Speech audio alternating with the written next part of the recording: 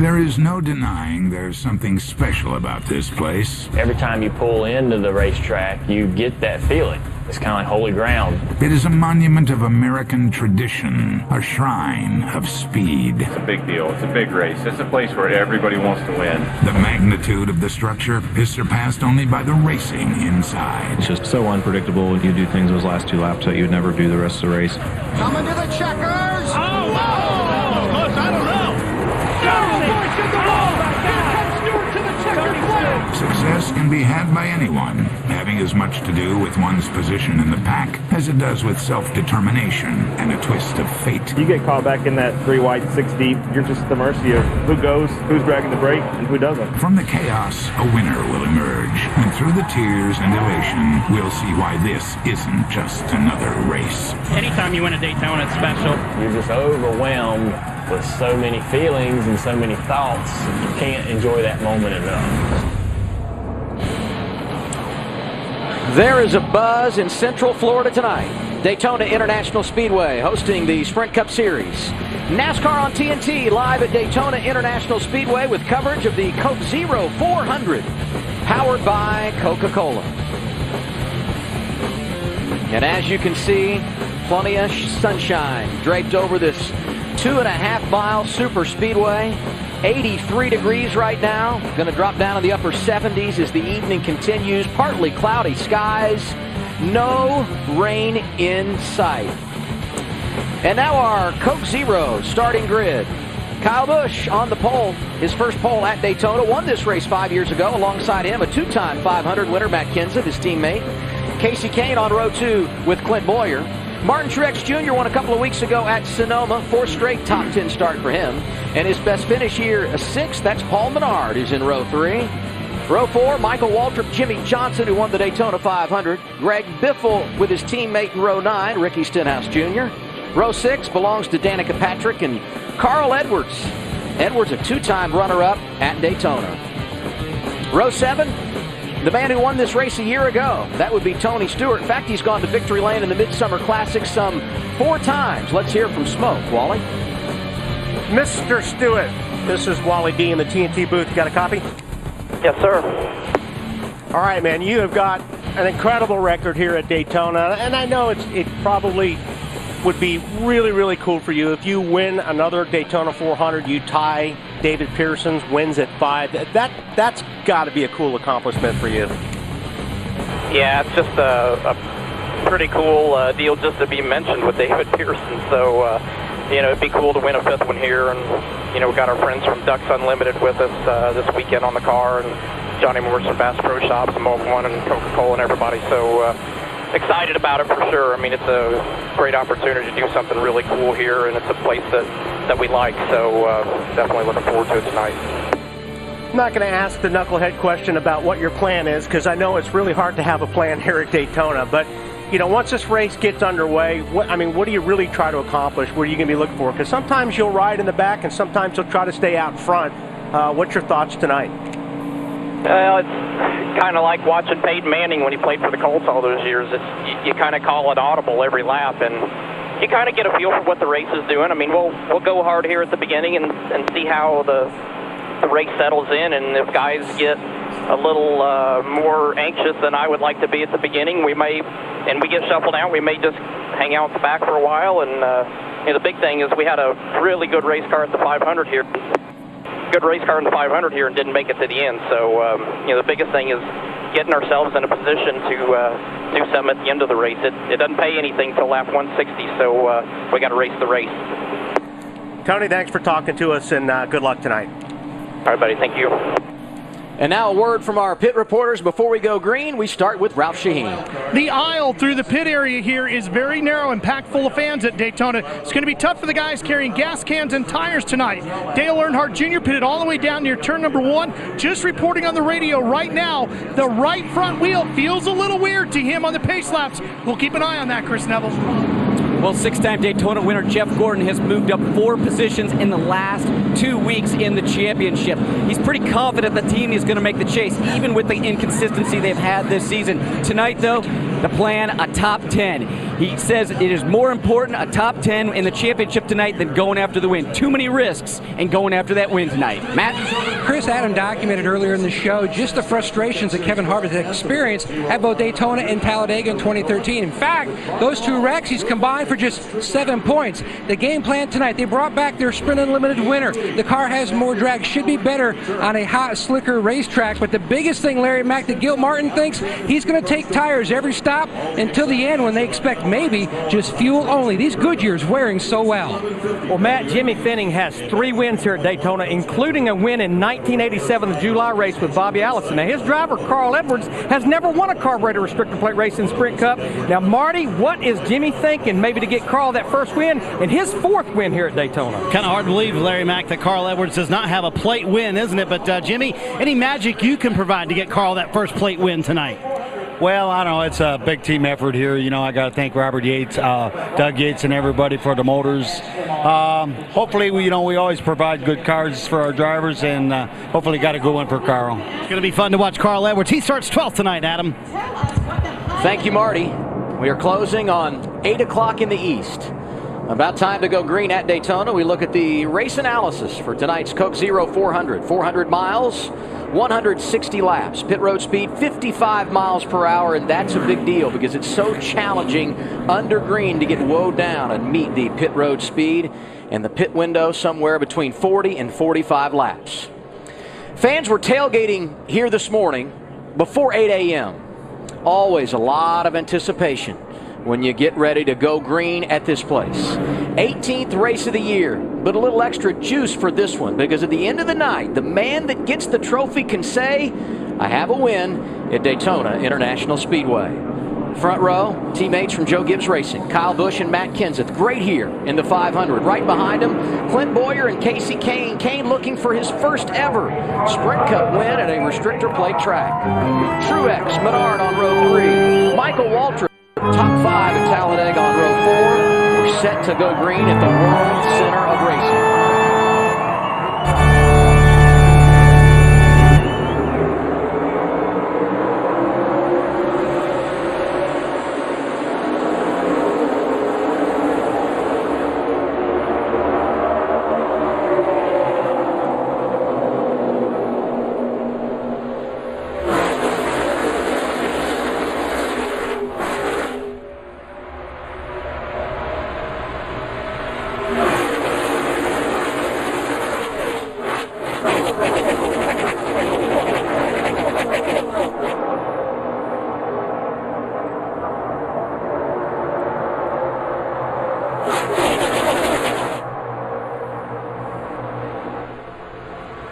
Already getting 3 wide as they come through turns 3 and 4. Yeah, you're going to do it.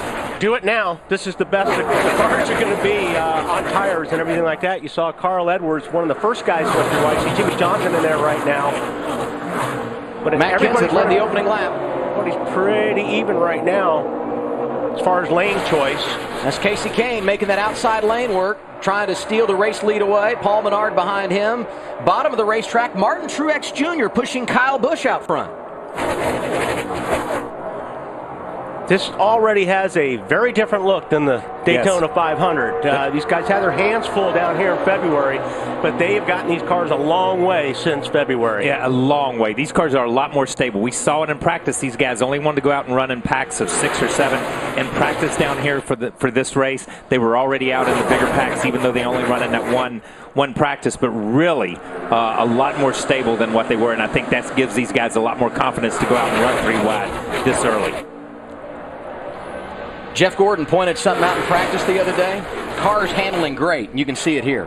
Yeah, that's what I'm saying. You know, they have done a lot of work on these cars. I mean, the first time these cars hit the racetrack was at Daytona in February, and I remember, watching the telecast and watching these guys saving these race cars. A lot of spins, a lot of guys were in trouble, but they've done a nice job, and the cars are handling well. We watched in practice.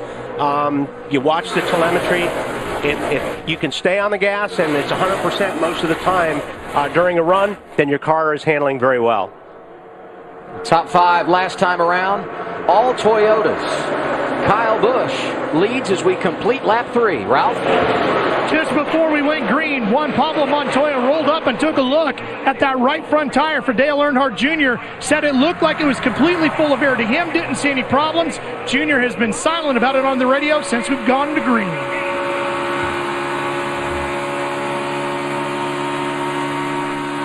Dale Earnhardt Jr. dropping back in the pack. You can see the numbers here. Started 16th, right now 30th. 7 restrictor plate wins. That's 3rd on the all-time list.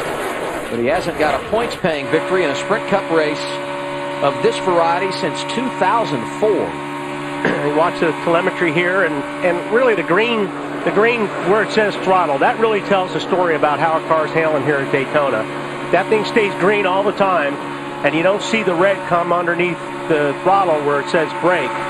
Your car's working good. Now it's early, but the temperatures are dropping. That helps the cars grip more. And as you can see, he went through the corners there, no problem, never lifted, almost 200 miles per hour. There's 200 right there. And you see him go from the outside lane all the way to the bottom. He catches 2 cars side by side now and is able to use a little bit of that draft. Getting antsy at the front. Kyle Busch leads, that 18 car on the inside, painted gold this weekend. But he's got company coming outside. In fact, he slides up in front of Casey Kane. How much time at Daytona do you look out the windshield versus looking in the rearview mirror? I think you look in the rearview mirror more than you do out the windshield when you're racing a restrictor plate race, because you have to be aware of everything that's around you. You've got spotters here that are great, but you are looking behind you and around you a lot. Yeah, and the one thing that we're seeing already with Kyle, he's inside, he's outside. And I'm not going to say that he's blocking, but what he's doing is he's trying to slow the momentum. He'll get the momentum going in the outside line, see it coming, and then his spotter tells him, you see him in the middle of the corner here, the inside line's coming now. Let's see if he goes back to the bottom to block the momentum from the inside line. And what he's doing is trying to get the momentum from that line to push him farther forward. Now, just take a look at, we talked to Tony Stewart. Obviously, he didn't like what he saw up there because he's already dropped back to the 29th spot. So he's just going to, I think, sit down and let things shake out a bit. And he's not the only one. Clint Bowyer, who started in the top 5, he has drifted back. Brad Keselowski is back there. We talked about Dale Earnhardt Jr., and here you see this group. Eric Almirola among them. Matt, what's Smoke saying? A number of friends and corporate teammates fading to the back, including Tony Stewart. He's near the back. And Kevin Harvick's pre-race game plan was to ride in the back, prevent defense, just to try to stay out of trouble until things calm down. Yeah, you want to make sure, you got to be careful not to lose a drafting partner, because if you break the draft, I think it's almost 10 mile per hour difference than when you're in the draft and out of the draft here at Daytona. So you can go down a lap or more really quick if you lose the draft. Yeah, and we saw that happen to Tony at Talladega. We saw it happen that he got to the back, got dropped off, and then all but got lapped. So it's not this is not the Gen 5 car. The Gen 5 car, they could tandem race, they could hook up and run that crowd back down, and it was a little bit easier to go to the back. When you go to the back, it's different today because you still have to run pretty hard to stay up with this pack. You can't lose touch with them. 7 laps complete at Daytona. Kyle Busch has led 6 of those. Want to join us live at Daytona next year? Head to mcr.com/Coke0400 for the chance to win a trip for 2 to the 2014 Coke Zero 400 and a new 2014 Chevy Camaro 2 SL. We're back live on TNT after a break. 11 laps complete in the Coke Zero 400 at Daytona.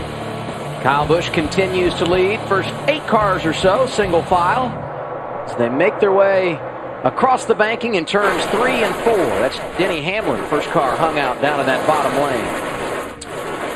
So when you're racing here, always a lot of traffic, stuff going on inside, outside, in front of, and behind you. Who's your best friend, Wally?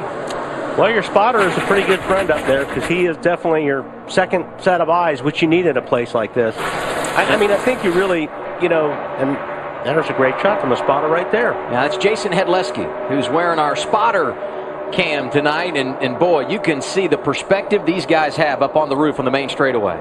Yeah, and it's a long way across looking down at the backstretch. And, I think a spotter, Kyle, here is more as a backup plan. Yes. I mean, you can't completely 100% rely on them. I mean, most of the time they're right, but you have to have a feel for where these cars are and where your competition is around you all the time before you make a move. Yeah, it is a combination. It's a combination of feeling your car and knowing that guy's on your left rear, knowing that guy's on your right rear, and that spotter talking you through it. So Marty, the 99 of Carl Edwards, running 24th right now. Yeah, Adam had a little bit of a water temperature, and Jason Hedleski got him into a spot where he could cool that down a little bit. The water actually 265 at one point. Jimmy Finning had a meeting with the team earlier this week, and he came with some math, which threw me off, and I'm sure throws Wally and Kyle off too. But he said, look, here's what happened at Dale Earnhardt Jr. in Michigan. They lost an engine. They lost 30 points to us, and he told everybody on the team, including Jason Hedleski, the one thing you cannot do, put us in a bad spot tonight. I'd rather finish 15th than finish 30th, as you're on board with Carl Edwards right now following Casey Mears. He said, we have to be in a spot where we can finish this race tonight. And Wally and Kyle, you know, when you're in the championship position Carl Edwards is in, you can't afford to lose a bulk of points in one night.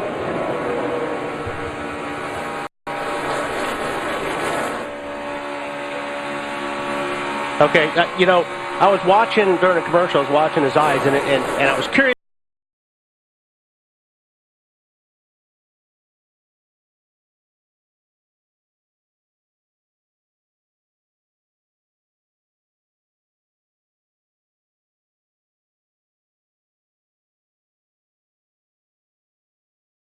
about that, Marty.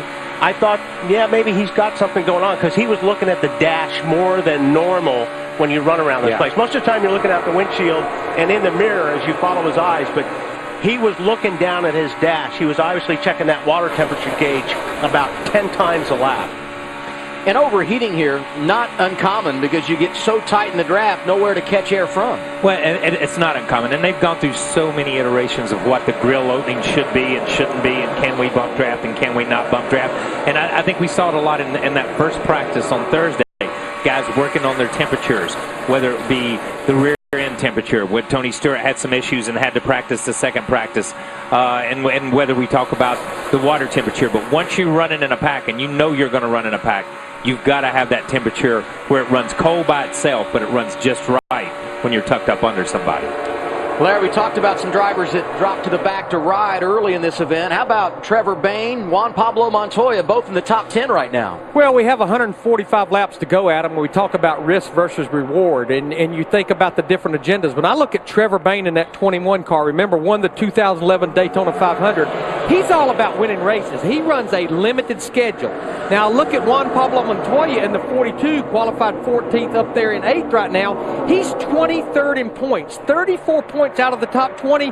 That 42 car, they need to win a race, and I think that's one reason these guys, they're not riding at the back. They're up there trying to get as close to the front all night long as they can. And Montoya, a very capable restrictor plate racer, always has been. And the other caveat in regard to the championship, to follow up on Larry's point, he's still got Watkins Glen on the schedule. We all know what a great road racer he is. A victory here tonight could set themselves up for big things later in the summer. Now, these guys have kind of, and for whatever reason, those first 4 or 5 laps were 2 and 3 wide. They've kind of fallen into the pattern that they fell into for the 500. They're up next to the wall, they're running their laps, and they're trying to fill it out. We can see that second pack back just off to the right as you see them come down the back stretch and some of that stuff. They're experimenting back there. They're too wide. They've dropped down. Tony's tried to drive past some people, so they're trying to figure out what their cars will do. The balance of patience and aggression at Daytona. Kyle Busch, your leader, with 17 laps complete. Aerial coverage provided by Goodyear, proudly supporting our military for 100 years. Show your support for our troops at Goodyear.com. Goodyear, the official tire of NASCAR. 21 laps in to the 160 that make up tonight's Coke Zero 400. Let's get a report from the guys downstairs going through the field, brought to you by McDonald's. Here's Ralph Shaheen. Ben, pretty quiet so far down here. Most of these guys just settling in. It's been the spotters who've been doing all the talking. Kyle Busch finally just said something just now. He said a little bit tied off on the 18. That's really about it. Take note of the fact that he's won 2 races already this year, and he did them both with interstate batteries on the side of the car, Matt. Directly in his mirror is the white 5 of Casey Kane. Now this team has experienced frustration the last 2 super speedway races. 36 at Daytona and 42nd at Talladega. Their game plan to stay near the front as much as possible to try to stay out of trouble and control their own destiny, Ralph. Menard was one of those drivers who's been pretty quiet so far. He's got 3 Daytona top 10 finishes. He's hoping for a 4th here tonight as he circulates in the 27. Joey Logano, this is one of those cars where things are really starting to click with this team. Communication has been a large part of that. But another thing that's really been happening, Chris, with the 22, let's go to yellow. Caution on track for Paul Menard. Fire under his race car as he made his way down through the trioval. Wow. Yeah, that's blowing up big. Yeah, and we saw this, with the 29 car early in the race in February of Kevin Harvick, same team. Yeah, no warning, just off forward. What'd you see, Larry? Well, the one thing that I do know, when we see an engine failure at a restrictor plate racetrack like here at Daytona, sometimes it becomes an epidemic. You think about his teammates, Kevin Harvick and Jeff Burton. Think about Kurt Busch in that 78. They all have the ECR engine package, so I'm sure right now there's a lot of nervous people in those pits. Yeah, and I think if I heard him right, he just said no warning. It just blew up. Yeah. And so it wasn't like a temperature problem or anything like that. Everything was running fine, and it just went. So to Larry's point, when there's no reason for it, the other guys, the teammates, got to be worried. Yeah, and let's a lot of times really good move by Kurt, just barely skirting by there. But a lot of times at an open or unrestricted place, engines will blow up when they're under load coming up off the corner, or when you let off on them, when everything kind of frees up and they'll let up going in the corners. You see a lot of blown engines going in the corners. This car is at full song. You can bet he's wide open in the gas, and something just catastrophic failure when it flames up like that. Dale Jr. had a front row seat for that one. Menard was running 3rd when the engine expired, and how about this? Coming in 9 consecutive finishes outside the top 10 after a great start to 2013, spent a lot of time inside the top 10 in the championship. That 27 group simply cannot buy a break. The Coca-Cola in-car camera on Race Buddy lets you ride shotgun with a Coca-Cola Racing family driver. Go to NASCAR.com and check out the Coca-Cola in-car camera on Race Buddy. So, Larry, we'll likely see pit stops here. 24 laps complete. What do you anticipate from these teams? Well, you guys will have a bird's eye view. We essentially have 40 drivers on the lead lap. I'm quite sure all of them will come to pit road. We're more than halfway through this fuel stop. I think you're going to see the majority of them changing 2 tires. I promise you, it's going to be like rush hour in Manhattan. It's going to be chaos on pit road during this stop. Landon Castle had gone a lap down early. So with this caution, he is the recipient of the free pass. And this is the first time in 4 years that we've had an engine go up in smoke in a 400-mile race here at Daytona. Really? That's what my people are saying. First time in 4 years someone blew an engine in the 400. Here at Daytona, yep. Okay.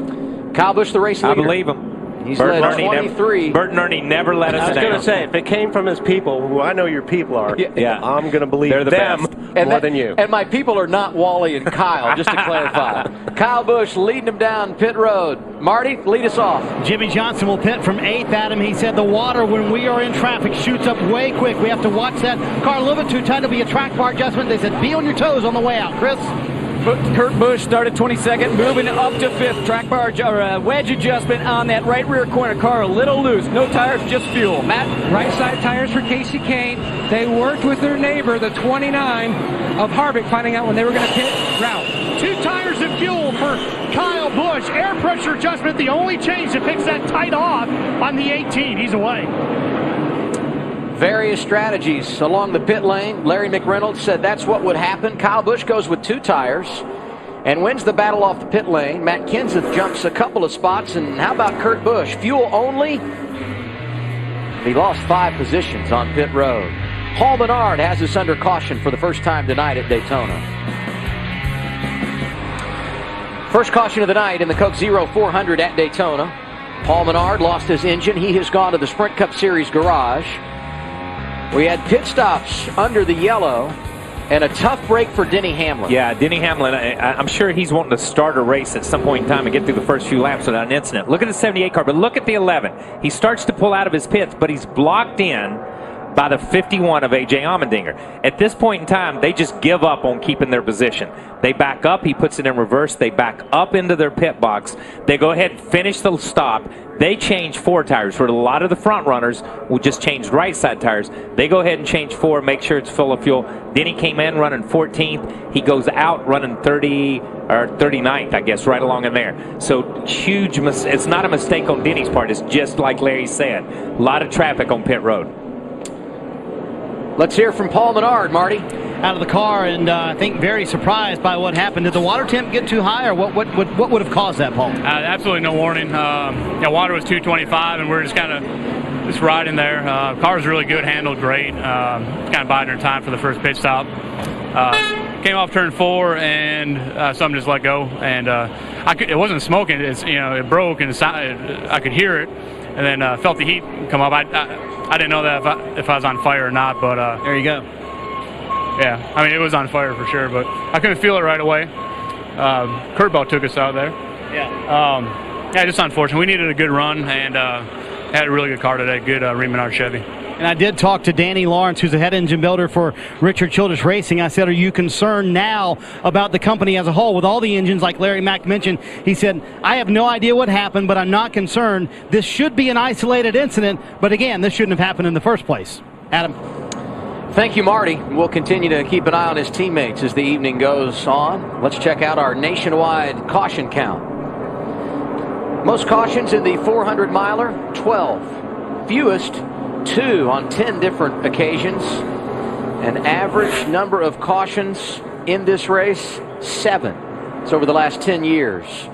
The outside lane has been the play so far, but some drivers work in the inside groove. Listen in. The bottom line works the best right there, just staying away.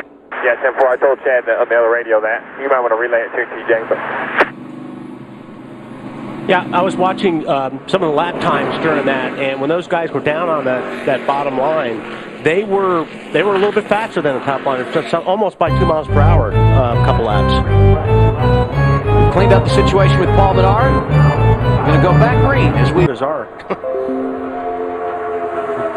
Kyle and Kansas, there goes Jimmy Johnson to the bottom, and we'll see how good the Chevys are right now. And he's got a teammate waiting on him. That's Casey Kane in the 5 machine that sucks right up behind the 5-time champion. See that dust from that stay dry. It takes your breath when you see it for the first time when they come through there. Probably like it if your spotter gives you a little heads up on that, huh? It's when the race started, Matt and those guys got caught in that middle lane. There is no middle lane. That is a black hole, believe me. It just sucks them straight to the back, it seemed like. Yeah, it's a 2-lane racetrack, and there's 2 lanes that are fast. And the bottom lane can be faster. The problem is, when these guys qualify, when these guys run, they run the bottom lane. But the momentum that outside line gets and kind of keeps going, and the arrow, the way the wind works when you get up here and you're side by side, it just stops that inside line for some reason. Noticed under caution a moment ago, Kevin Harvick, one of the last guys down pit road, Matt. When the caution came out at him, Harvick was in 40th position. Gil Martin and Kenny Francis conversed about their strategies. Gil told Kenny that the 29 was going to stay out, hoping to lead a lap, if not at least hit pit road without a lot of other cars around them to take away that chance of an incident early on. Harvick took 4 tires. The game plan pre-race, 4 tires to give them a better opportunity later to 2 or no tires, just fuel only. The thing is, right now, I think he's the last car, one of the last cars in that line, and as we talked earlier about it, you do not want to lose. You go down a lap here in about 10 or 15 laps if you lose that draft, so got to be careful. Before we got that caution, Jimmy Johnson, one of the drivers that was trying to work that inside line. With Casey Kane behind him, they've got it working now. He has lost no ground at all to Kyle Busch at the front of this field. What's up, Marty? Well, you guys heard the conversation earlier, Adam, between the 48 and the 88 teams, Jimmy Johnson and Dale Earnhardt Jr., where they're trying to get the bottom line to work. As you mentioned, they kind of discovered it by accident. The water temperature got too high for Jimmy, and they were way back in the pack, Adam. They ran all the way to the front. He got to the top 10, and they noticed the bottom line will indeed work. But I can't imagine, Kyle and Wally, how frustrating it must be up there because you're there, you just can't get past the car right beside you. Yeah, and you've got to it maybe takes 2 or 3 cars to really get in a line to make any moves. But when I say make a move, you make a move maybe a car length or 2, and that's all you get. Jimmy Johnson looking good right now in that inside lane. Last time around, it was Kyle Busch that showed the way. He's led 29 laps tonight. Jimmy Johnson leads with 36 laps complete here tonight. Kasey Kahne right behind him, and their teammate Dale Earnhardt Jr. was in the top 10 when we went to break. Got shuffled in the wrong direction while we were away. Yeah, that inside line got up there and cleared the first 5 or 6 cars in that inside line, cleared the outside line. And then Joey stepped to the outside, and about the time Joey stepped to the outside, Junior went to the inside, and they split those guys, and he went back, and Joey just kind of lost that inside draft.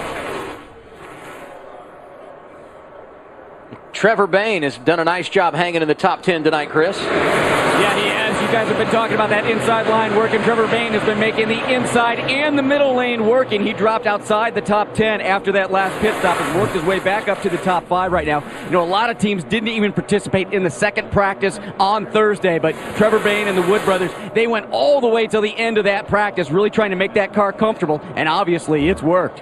Right now, they're one of the 5 Fords inside the top 10, Chris. You see Joey Logano in that outside lane. He's got a blue oval on the front of his race car, and Bayne right behind Marcos Ambrose. And here you on board with Carl Edwards, one of the other Fords riding up front tonight. This is a great shot. Kind of shows you how the cars are moving around a little bit, and they actually look pretty good. The 21 looks very strong tonight.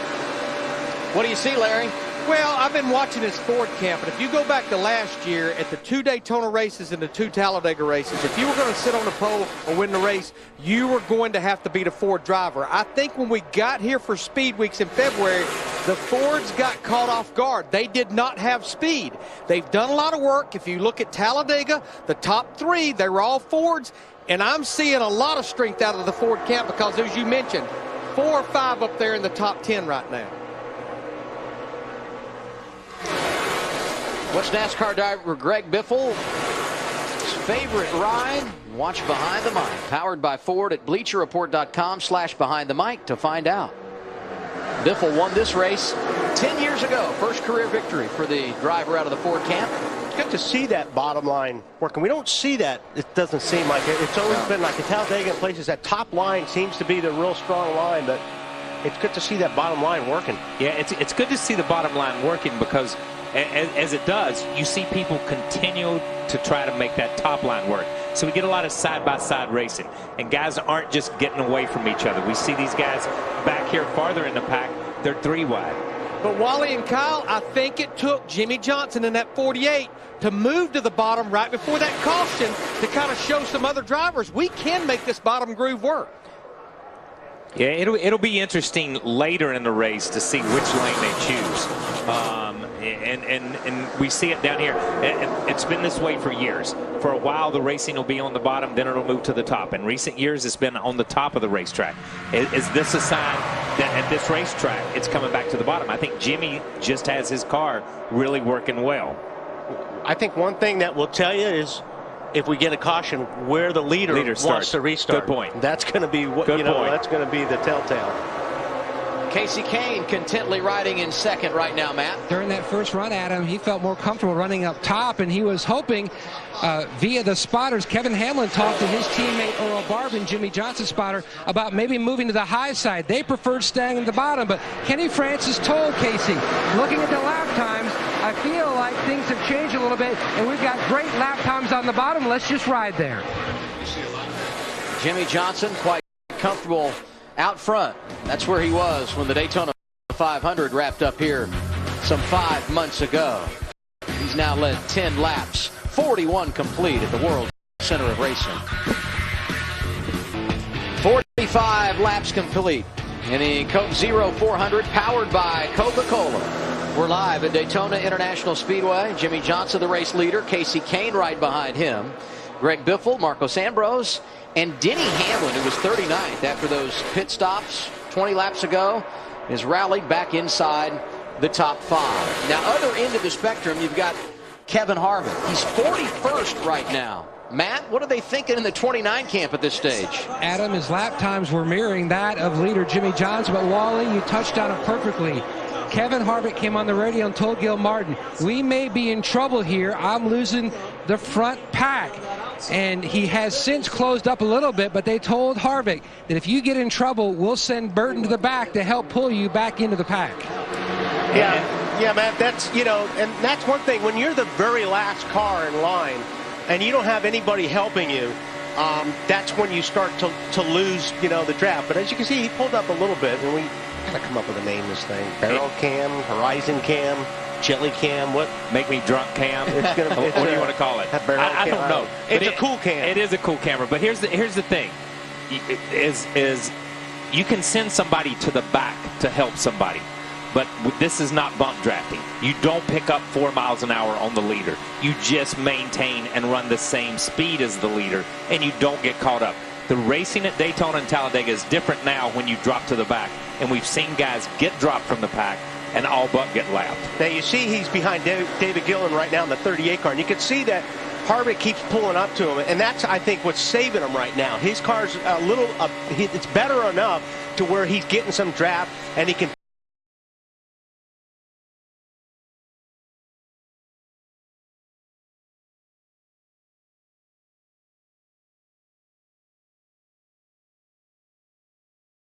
pull up on that car.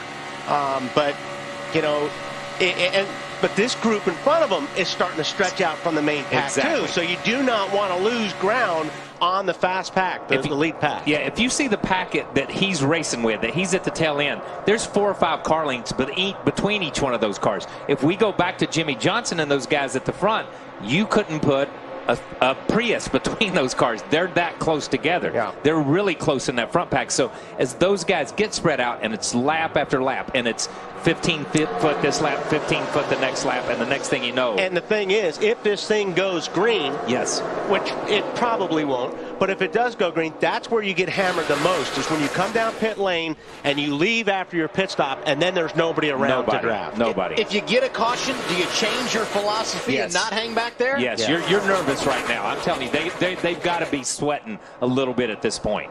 Kyle Busch led 29 laps early. Right now, he's 14th, Ralph. Adam, at 200 miles an hour, which these drivers are obtaining here tonight, you're traveling the length of a football field every second. That's 100 yards at that warp speed. Hard to believe Kyle Busch would just say on the radio, I'm wide open, I haven't lifted yet, and I ain't going anywhere. Oh, the frustrations of racing super speedways, Marty. And Ralph, back there, Carl Edwards, too. You saw him dice down to the middle. He's trying to get out of that pack if he can. Water right now, 250. He just radioed Jimmy Finning, I cannot get the engine to cool down. And you see that gap he's got from Joey Logano. That's what he wants. The water at, again, 250. But Jimmy Finning said the limit, Carl, is 260. So you see him dropping back intentionally. And Wally, I'm sure he was watching those gauges, like you pointed out earlier. When the water gets that high, you got to get out of the draft. He has been, Marty. And also, even when he was in line following those guys, he was ducking out from the 21 car to try to get some air on that. So, that's going to be a little bit of a problem. I mean, it's cooling down. If that thing's still getting hot, he's going to have to stay on top of that. Yeah, now, he's going to have to stay on top of it. Now, let's go back to the 29 car and their woes at the back of the pack, if we want to call them woes. With these guys in mid-pack running 3 wide, that helps the 29 car, because that backpack will be able to close up some and will be able to suck up some on the draft, because now you've got 3 guys going 3 wide down, and it'll bunch that pack back up together a little bit, and they could catch back up. But now you've got the first 6 or 7 guys in line breaking away from the pack you were just talking about. So. Yeah, and that's why we say anybody can win this thing. Just put yourself in the right place at the right time at the end of the race when the checkered flag comes, because you see so much seesawing and so much jockeying for position going on at this time. And you talked about the 18 car of Kyle Busch's frustrations. I mean, your car's handling well, and like he said, I haven't taken my foot off the floor yet he's been all over the map. He's been first. He's been, I don't even know he's running now. He's down around 13th or 14th, and he hasn't lifted. Think about that. Yes. You haven't lifted, and you went from the front to 14th, and this is just a chess game, and you have to make your moves, and your moves may change every single lap depending on the cars around you. That's what makes this racing so interesting. Yeah, I thought Tony put it great at the beginning. It's like a quarterback, just calling an audible when you get to the line, and every lap you call an audible, your plan changes. Denny Hamlin has been on the move since that last restart, Chris, up to 7th now. Yeah, he is, and one thing, I'm hearing a lot of drivers talking about water temp right now. Denny Hamlin, one of those, that threshold being 260, 270 degrees, where these cars start pushing water out. Denny Hamlin saying he's in the 240 range right now as he's run that car essentially all the way from the back up to the front after that pit stop where he got caught here in pit lane. So it's been a frustrating month for Denny Hamlin, but tonight at least it seems like it's going his way. He's got that car to the front, but a lot of drivers right now really paying attention to that water temp that drivers are saying anywhere from 240 to 250 degrees right now. Thanks, Chris. Stay tuned to learn more about the Sprint 60 Unlimited. It's the shortest race in NASCAR history, and it's happening later tonight. Everything Island. Kyle, you're a Coke fan.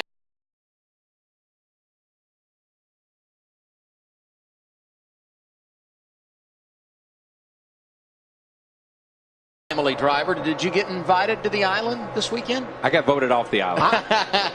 I'm not a Coke family driver, but that island sounds pretty good. That's a cool place. Enjoy that Everything Island. Cool. Enjoy Everything Island. Playing music cool out there and plenty, I promise, of Coke Zero being served.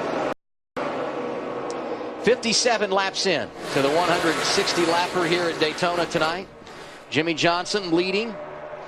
26 laps he's been out front and quickly closing on Kyle Busch for most laps. Led tonight. Rowdy led the first 29.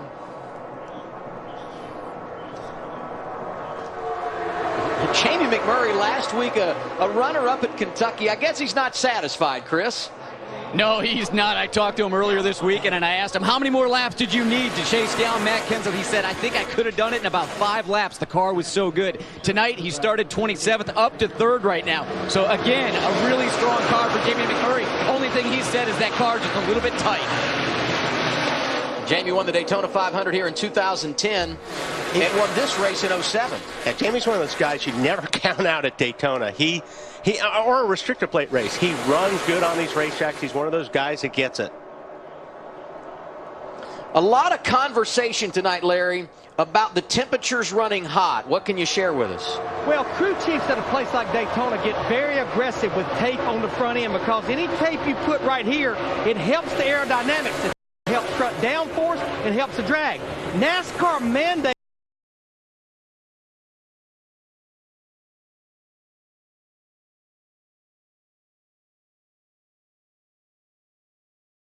the size of this opening. It cannot be bigger than 1 3/4 inches tall and 23 inches wide. It appears that Jimmy Finley, the crew chief of Carl Edwards, he has 2 pieces of tape on both sides. I think what they're going to have to do on this next pit stop, they're going to have to reach in here and pull one off, maybe even go over here and pull a second one off and let more air through this opening. Doesn't look like a lot, Larry, but I'll tell you what, it is, isn't it? As far as when you're talking about downforce on these cars, I don't know what percentage you can put on it, but boy, you could feel it in the seat. Bring back Larry. Yeah, Carl Edwards will tell you Jimmy Finning is the king of front-end tape every racetrack. There you see Carl Edwards deep in the draft. Got Tony Stewart back there with him, right behind him. Clint Boyer running back there, and you see the tape on the front of Edwards' machine. Yeah, you can see the tape that Larry was talking about. A couple pieces on one side, a couple of pieces on the other. Jimmy Johnson leads, Casey Kane, Jamie McMurray, Dale Earnhardt Jr., Brad Keselowski, the top 5 with 60 laps complete here at Daytona. Take an inside look and get unlimited access to the NASCAR Sprint Cup Series with a free NASCAR Mobile 13 app and truly unlimited data on the Sprint network. Most laps led tonight, the man who's on point right now, Jimmie Johnson. 32 circuits in the lead. No metering, no throttling, and no overages, all while on the Sprint Network. Learn more at sprint.com/speed. So Jimmy spent a lot of time out front here this evening. He used to be a guy that believed in riding in the back and trying to stay out of trouble. But you know, when he won the 500 here earlier this year, average running position 5th. Kyle Busch, who's led 29 laps tonight. He's 11th right now. They're already talking about his green flag pit stop. What do you need? I need everything that drives evil. Loose in, tight off, sometimes loose off. It's just, oh boy. I think in a lot of that, sometimes, you know, it depends on where you're at in the draft.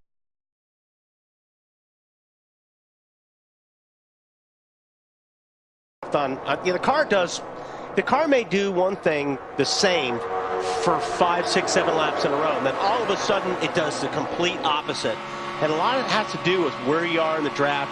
If you're in the middle, if you're, you know, where you position yourself, and sometimes that gets to be a handful, especially this time of the run when, you know, it's time for tires and it's time to come in for a pit stop. Kyle Busch started on the pole tonight. One of 4 drivers to have led laps. 29, he's been out front. J.J. Yaley led on a cycle of pit stops earlier, and Matt Kenseth, who started on the front row, led the first lap, has not been out there since. This is one of the best parts to me about restrictor plate racing. The communication. You go up top to the spotter stand, and all these guys are communicating with their crew chiefs and other spotters, so you know you have a drafting partner when you come down pit road. Not only that, though, Adam, you want to make sure you don't get run over when you're coming to pit lane. If you're following somebody or somebody's following you, you want them to know when they're coming into the pits, because when you get off the throttle and you come down pit lane, you all want to be on the same page. Left of your screen, our spotter cam. Jason Hedleski looking high above Daytona. Larry?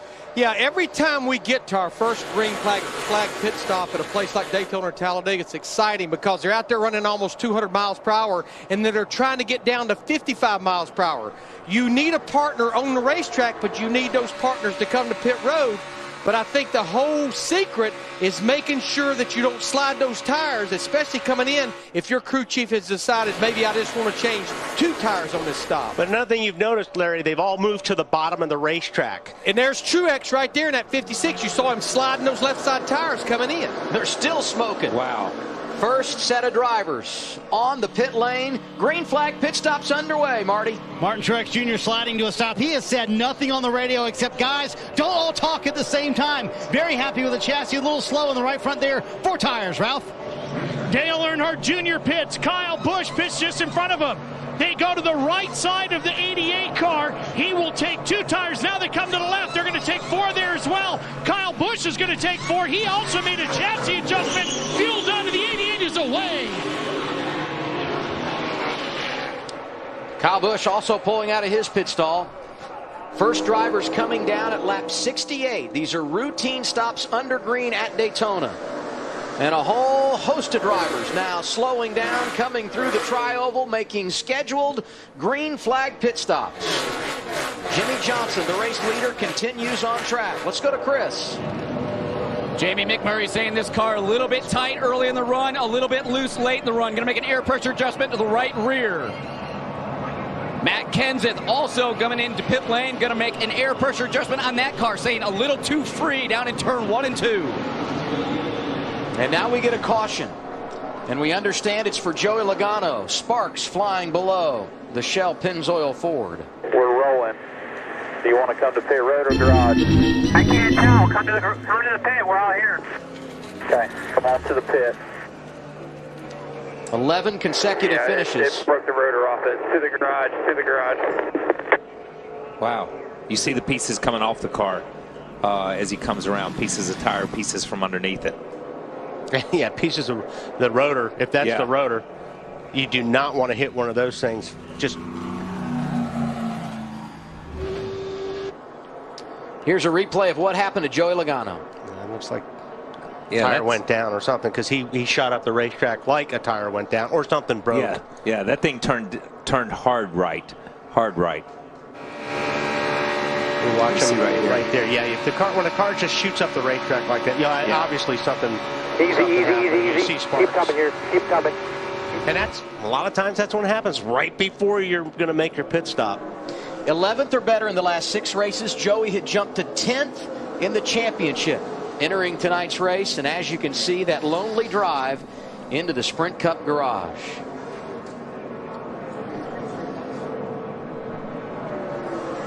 Landon Castle, once again, the first car 1 lap down. Second time tonight he has received the free pass. A number of drivers had made pit stops under green.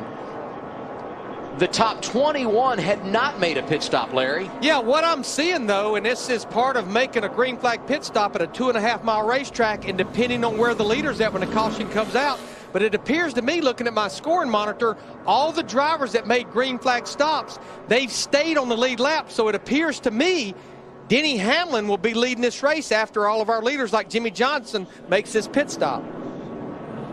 Jimmie Johnson and the rest of the front runners coming down pit road now. Let's go to Marty. Well, and to Larry Mack's point, Chad Knaus very upset because he said, Jimmy, we're going to be very deep on this restart. You're going to have to be very patient. The car for Jimmy just a little bit too tight. He's on the top left-hand side of your screen. They're going to make a track bar adjustment. They're also going to take 4 tires here. Chris?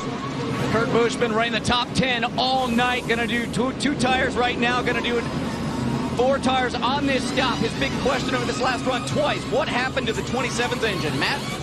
And the 5 of Casey Kane is in. 4 tires for the 5 of Kane. The first stop, they took 2. He's away. Empty box exiting. 4 tires in fuel and a small chassis adjustment on the left rear for the 16 of Greg Biffle. He was tight. They tried to free him up a little bit. Good pit stop for the 16. And the battle off pit road, Jimmie Johnson losing no positions. But let's remember, a number of drivers had pitted under green. We'll reset the running order when we can continue. The pit lane, a dangerous place tonight. Wow. Closing on 9 o'clock in the East. NASCAR on TNT live at Daytona International Speedway. It's the Coke Zero 400, powered by Coca-Cola. Under caution for the second time tonight, a problem for Joey Logano. Our first caution of the evening when Paul Menard blew up. David Reagan assumes the race lead. Kevin Harvick running second. The reason why they have not yet made pit stops under caution, they will here. And this a big break, the caution for Kevin Harvick, who was laying back and nearly lost the draft.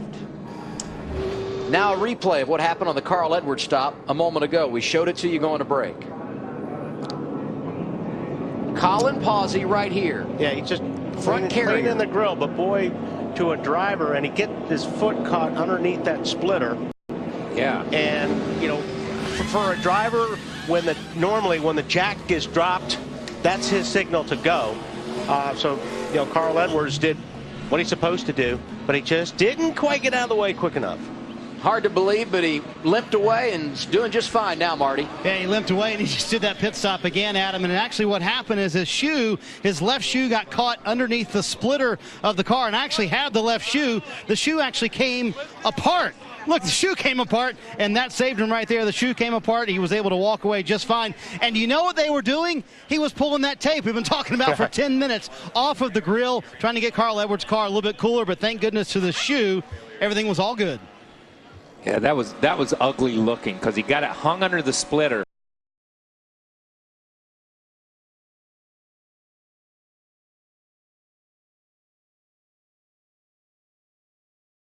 And then as he went down, the tire actually rolled over his foot. But the way, evidently it was flat at the time. His leg was laying flat and it didn't. Must not have broken anything because he's back out there pulling tape and doing his job. Good job. He's got a lot of adrenaline going right now. Might be a little sore tomorrow. Yeah, it could be a little sore when they get back to North Carolina. Kevin Harvick has now made his pit stop, Matt. The caution came out a lap early for Harvick. He had planned on pitting with teammate Jeff Burton, who at the time was running mid-pack up in 17th. Basically, though, when the caution came out, Harvick's at the back. They decided once again, stay out, let the other competitors pit, then wait as long as they could, hoping to possibly lead a lap. But he finally hit pit road in the second position. A chassis adjustment across the back, and also 4 tires again for Harvick. When we go back green, there'll be 40 cars on the lead lap.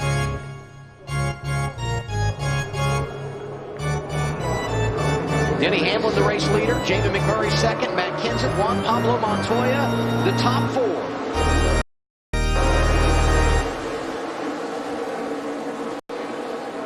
Top 14 drivers in the running order made pit stops under green. Those guys that came in under caution running 15th on back at the restart.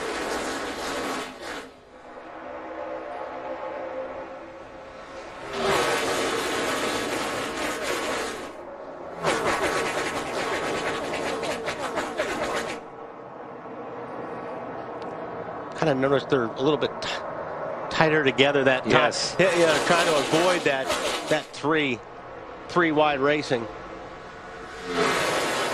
You saw Denny go all the way to the yellow line to try to break that side draft a little bit and just get a car length on him.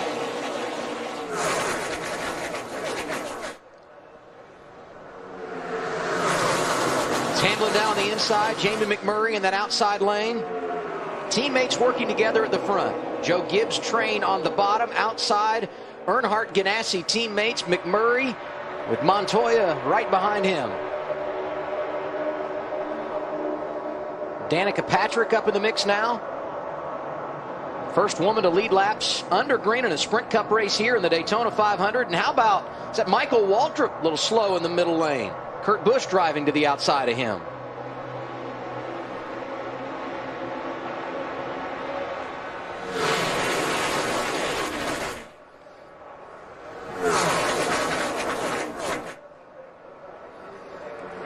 I just don't trying to figure out how that middle works. I mean, you have to have a lot of people cooperate in front of you for that middle lane to come up to the front of the pack.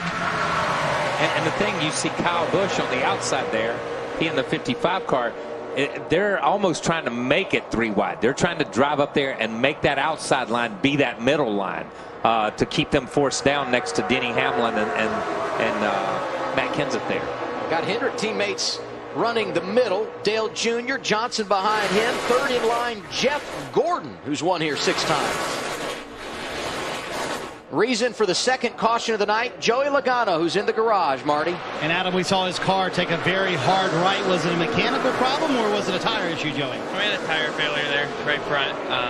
It's just surprising to me a tire that hard can blow out. So I don't really know what it was. It looks like a shoulder fail or whatever, but the wear holes are still in the tires, so it doesn't really make a whole bunch of sense to me right now. But it's a big hit for us in the points more than anything. So we'll get the shell Pennzoil Ford out there and put some new right front suspension on it, and hopefully gain a couple points for the nights out. So it's frustrating. You did have a good run going. Which line seems to be working best to you, bottom or top?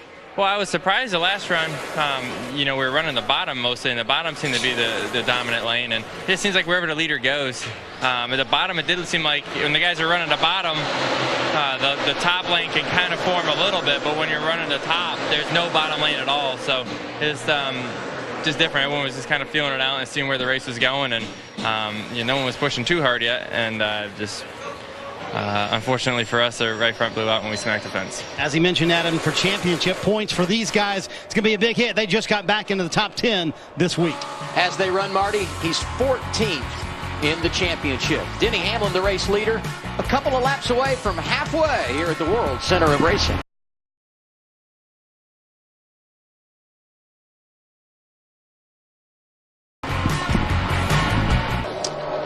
Aerial coverage provided by Goodyear, proudly supporting our military for 100 years. Show your support for our troops at Goodyear.com. Goodyear, the official tire of NASCAR. 82 laps complete. Just past halfway in the Coke Zero 400. Denny Hamlin leads. Matt Kenseth, Dale Jr., Jamie McMurray, and Juan Pablo Montoya make up the top 5. Running 11th right now, A.J. Allmendinger. That bright pink and yellow car in the inside lane. 1 year ago, prior to this race, indefinitely suspended by NASCAR, went through the Road to Recovery program after violating the sport's substance abuse policy. He's done so many great things since then. Led laps of the Indianapolis 500, got his first NASCAR win a couple of weeks ago, driving for Roger Penske at Road America. Impressive here tonight as well. And not too far behind him, Danica Patrick. So great in the Daytona 500. First female to start on the pole. Led laps like we talked about earlier. Finished 8th. Best finish by a lady in the Great American Race. And she too now getting racy in that lead pack. All these guys are looking a little more dicey than it did a little while ago. Yeah, a lot more. And this is we said it at the top of the show, and you talk about Danica and the 500. This is a different race than that. You know, basically she's run 3 races, if you look at the restrictor plate stuff, from Daytona to Talladega to here, and all 3 of them have really been 3 totally different types of racing. What we saw at Talladega was similar to this, but this is not something that she experienced at Daytona here in February, when everybody really just got in line and run their laps. Yeah, I mean, these guys are, they can race these cars a lot better now that they're working better than they did prior in the Daytona 500. That gives you a good shot of, it's hard to see her eyes with the glare, but, you know, she's in the middle of the pack, and there's a lot of things you got to pay attention to when you're running right here. Like I said, we said earlier, you got to look out the front, you got to look at the back, the sides. You're listening to your spotter. Yeah. You know, you're checking your gauges. You can see her move her helmet right there. She'll look. You see her eyes right there. She's looking in the mirror, listening to what her spotter's telling her, and paying attention to what's going around her. And that's the hardest. You know, that's the hardest place to be right now, is when you've got cars all over the place. I mean, you're the busiest where you are right now. Look who's running right behind you. Well, you got your boyfriend behind you, so that helps a little bit. But you know.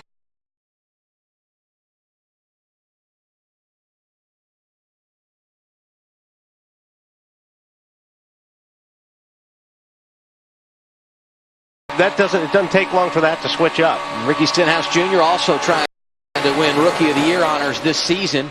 Comes into this race, yet to record a top 10 this season. It's hard to believe he's been very consistent. And see, what she's got to be careful of, where she's running right now, see where the 21 is?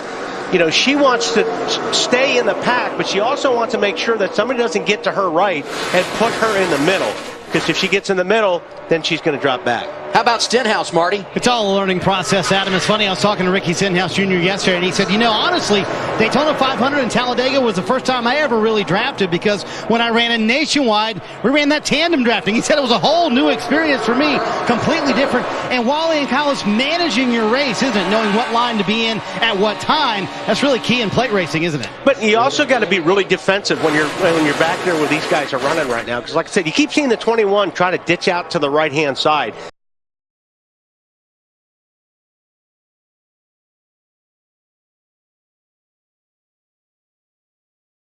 You don't want to get yourself put in a position that you don't want to be, because another driver got on the outside of you. Denny Hamlin just led his 15th lap. He appears very comfortable in the lead, Larry. Well, Adam, we use the phrase sometimes about a driver needs to win a race or a driver wants to win a race, and I think that's the case for all 43 drivers that started this 400-mile race tonight.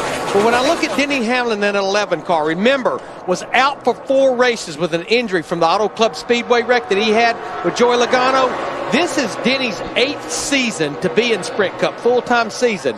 He's never won a season that he didn't make the chase. Let's face it, that ship has sailed. He's 104 points out of the top 20, but he has never won a season without winning at least one race. This is a guy, it's all about winning, I think, for the rest of this year. And Larry, he's one of those drivers, has a lot of Cup experience, never won on a restrictor plate track. Time for our Cars.com. All drive, no drama. The focus, Denny Hamlin. And there are his numbers at Daytona. 15 starts, a pair of top 10s. He's on point right now. He's led 16 laps tonight. 92 laps complete of the 160 that make up this 400-mile event. The 18th race of the year for NASCAR Sprint Cup Series. Denny Hamlin hanging on to the race lead in that bottom lane, but maybe not for long. McMurray making gains outside, and he's got some help from Jimmy Johnson as we go 3 wide. Yeah, I mean, Jimmy Johnson seems to have the strongest car out there tonight, and he can make either lane work. And when you have a car that's good, you're going to have a lot of people that want to go with you. I mean, obviously, at least until the end of the race, you want to stay on his tail. But yeah, the 48 car is awfully strong.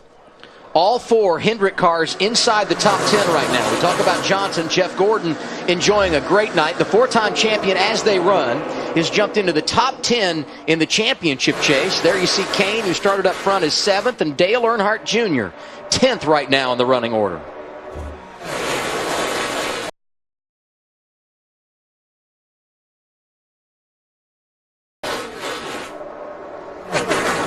I mentioned Danica Patrick a moment ago. She was back around 15th, 16th, 17th. She's now in the top 10, being scored in the 9th position as Jamie McMurray and Jimmy Johnson push their way to the front in that outside lane.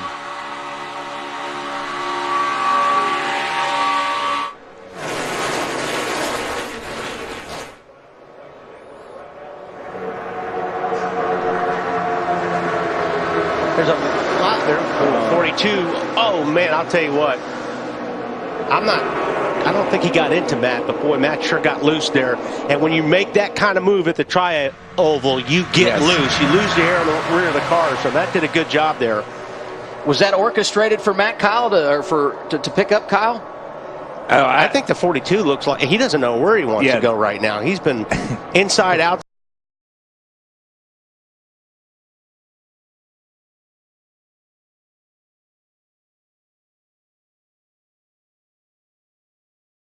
Side middle. And there he makes the move on the 20, and they both lose positions, and they both drop to the back. Okay, this is coming off of 4, and 42 gets right up on the 20. I don't know if they're making any contact, but we'll take a look here. It's awfully close, but you can see the 20 had to backpedal because all of a sudden the cars on the right went past them. And see, now we're back at this stage where the middle to the top of the racetrack is working again. And I think if you've got a really good car, like that 48, like the Hendrick cars seem to be, and we look at this, and you go down the list, McMurray, Johnson, Gordon, Kane, Patrick, Earnhardt, Allmendinger. These are Hendrick power plants in these cars, when you look at them. So these are strong cars, and they can go. They seem to be able to go wherever they want to go right now.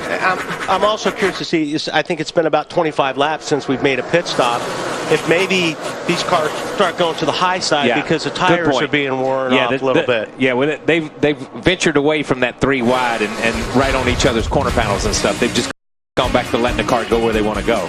Want to join us live at Daytona next year? Head to mcr.com/Coke0400 for the chance to win a trip for 2 to the 2014 Coke 0400 and a new 2014 Chevy Camaro 2 SL.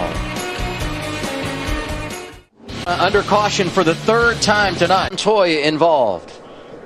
You see the damage for Truex. Now let's look at the replay at what happened. You look at the run Denny has on the 56. It's almost like he got the 56 of Martin Truex arrow loose. He never touched him.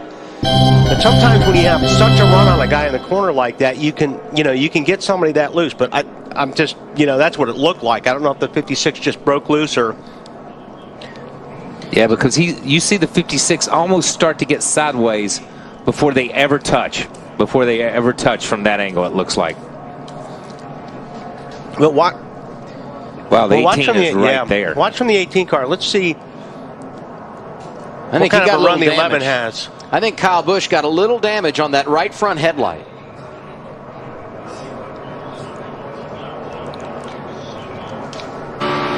That's Denny in front of him. Oh, they did get a little tag on there.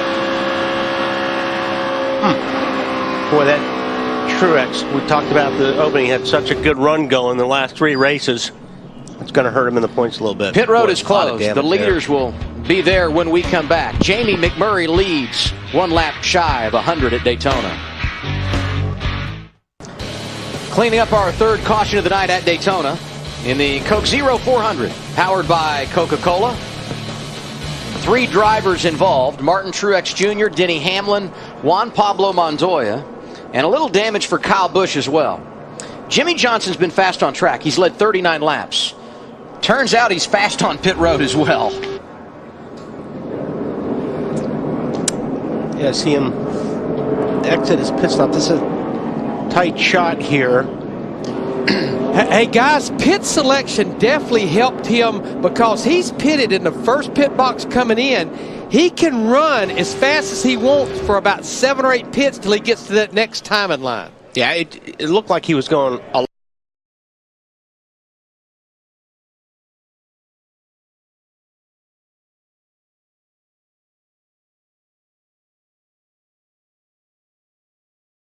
was coming in. That's right. Well, I didn't see that when we saw the replay during the commercial, but that makes a lot more sense. Yeah, and he's on pit road, and he pits and he starts out as other cars are coming in, so he's going to be behind cars that aren't in their pits yet. Jason Hedleski is the spotter for Carl Edwards. He had a great perspective of that wreck that happened a moment ago. Listen in.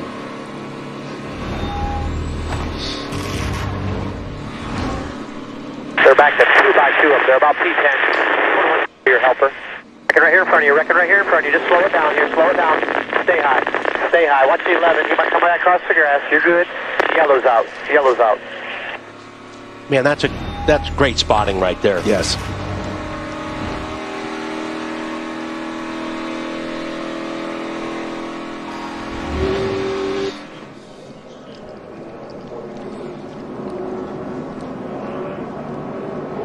And you see Juan's just an innocent bystander there, just on the inside, and they come back across the racetrack and gather him up right there.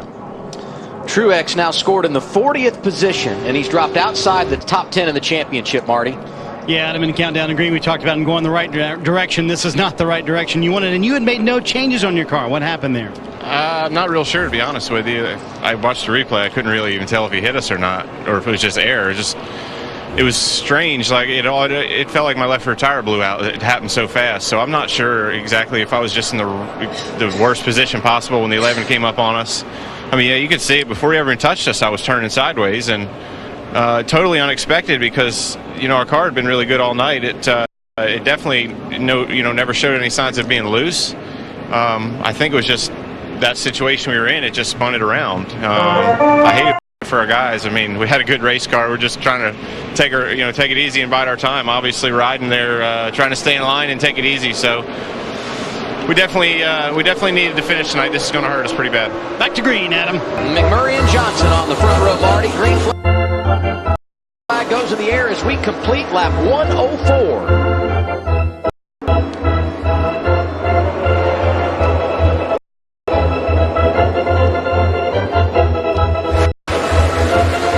Position in that outside lane belongs to Danica Patrick. Great pit work for them a moment ago, and Jeff Gordon on the inside lane. Now, I think this is when you want to, we talked about all race, position yourself. I think you need to position yourself as close to the front as possible because you've got to come in and make a pit stop, and you want to be able to, maybe fuel only depends on if it's going to be a green or a yellow pit stop. But if it is a green pit stop, you're better off in the front part of this group than you are the back because you can lose that pack real easy during pit stops. Remember in the 500, Danica Patrick, third on the final lap, finished 8th. Very disappointed in herself.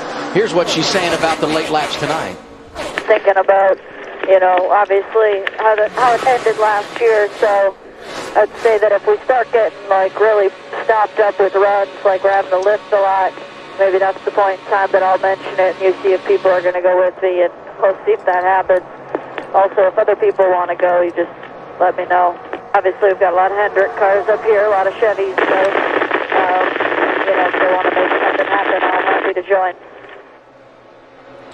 Yeah, that's pretty good stuff right there because basically what she's saying is if they start getting bunched up, if somebody will go with me, I'll just go ahead and run wide open and move lanes and go someplace different. If somebody else is going to go, I'm willing to go with them.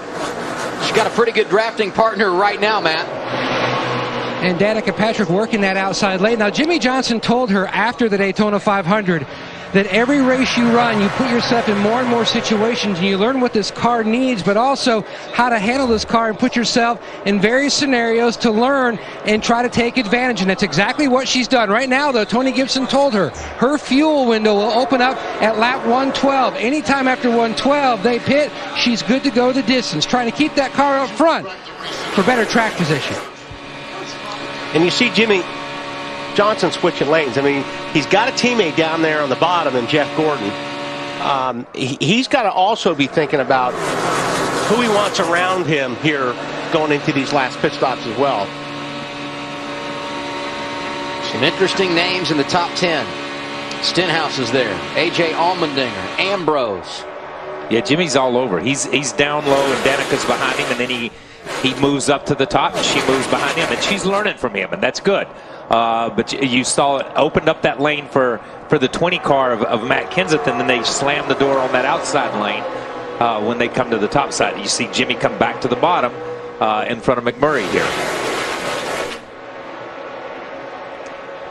Disappointment for Juan Pablo Montoya tonight, Marty. In the garage area, Adam, team working on the car. Boy, it appeared from the replay you just had nowhere to go. What was your view of it? You know, we all went to the bottom to create that second group because they were really checking up on the top, and for some reason they decided to try to blend when there was no room, and you know, we're just for a change, you know, somebody makes a mistake and we end up paying for the mistake, so kind of sucks. You know, everybody in this target team has been working really hard. We got a great car, and you know, we had a really good speed in practice, qualified well, and you know, we're just taking our time, and you know, it sucks. This too, a team championship aspirations, Adam. About 12 guys working on the car right now trying to get him back in. Denny Hamlin also involved in the crash. Kyle Busch got damaged. So I asked this question: who's Matt Kenseth going to draft with down the stretch? He's running in the top 5 right now. Jimmy Johnson leading here at Daytona. Some drivers come to the front that we haven't seen there throughout the night. So let's go. Our Dodge ran no guts, no glory. Among those drivers up there now, Larry, is Kevin Harvick. Well, we call him the closer. We call him Mr. Where Did He Come From? And I think he's working on both right now. Remember, Kevin qualified way back in the pack, like in the 26th position, and ran at the back of the pack, outside the top 30 most of this race. Adam, you talked about it at the top of the show. The Achilles heel in 2013 for Kevin Harvick, the 2 restrictor plate races. The only finishes outside the top 15, but I think with 47 laps to go, one more pit stop, Mr. Where Did He Come From said, it's go time. I'm going to the front, sitting there in 6th. They dodged some bullets early because they nearly lost the draft. Got the cautions when they needed them. And now with the money on the line, they find themselves running inside the top 10 with Kurt Busch and Tony Stewart, 2 other drivers we really haven't talked about tonight. There's still plenty of bullets out there. Yes. His gun's still loaded. Just over 40 laps remaining, 46 to go. And while Harvick finds himself inside the top 10 with some of these other drivers that were playing it safe early, still not quite time to get overly aggressive. Tony Stewart in the mix. 19 victories all time. That's second only to Dale Earnhardt. Won the nationwide race here in February and has won this Coke Zero 400 4 times, including 1 year ago. Never a winner in the big one. The 500 in February. Something he'd love to cross off his to-do list. Tony's 7th right now. He was 33rd when we went green a handful of laps ago. We've seen him do this quite a few times. He always has a very good race car here. His record speaks for itself. So he knows what he's doing, obviously, but he decided that, okay, it's time for me to get up there, get up front, knowing now that you have to make a pit stop still.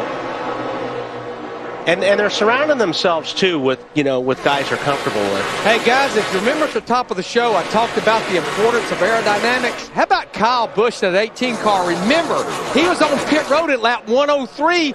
Look at the right front corner of that race car, and now he's sitting up there back in the top 10.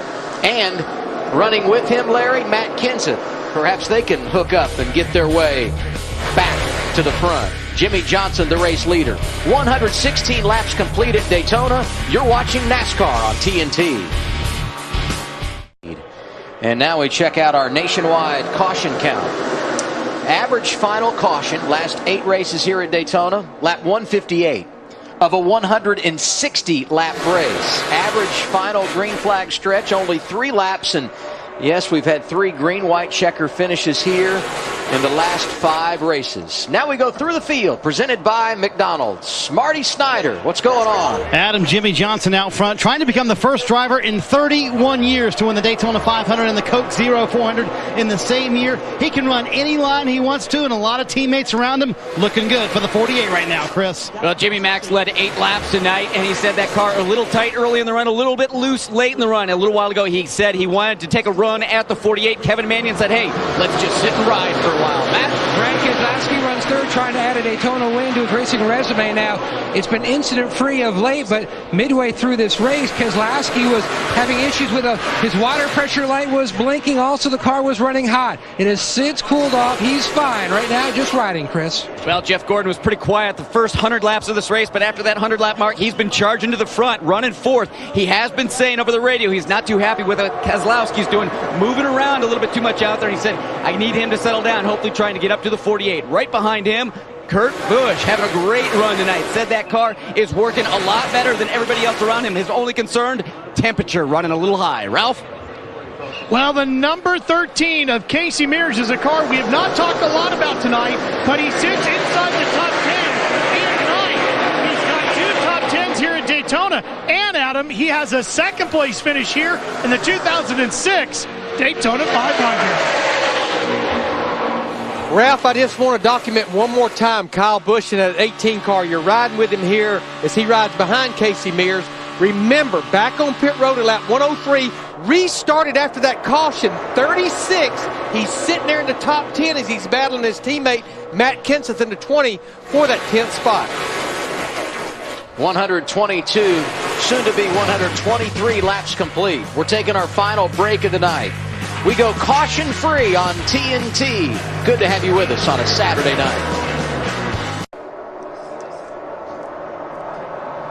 34 laps to go at Daytona. NASCAR on TNT. Commercial-free from now for the checkered flag. Jimmy Johnson leads this race tonight. He's led twice any other driver. 61 laps out front for him. Kyle Busch, 29 circuits in the lead. But he may have company soon. Smoke! Big crash. Well, 4th caution of the night, Eric Almirola with damage. That's David Strimmy going down low through the grass.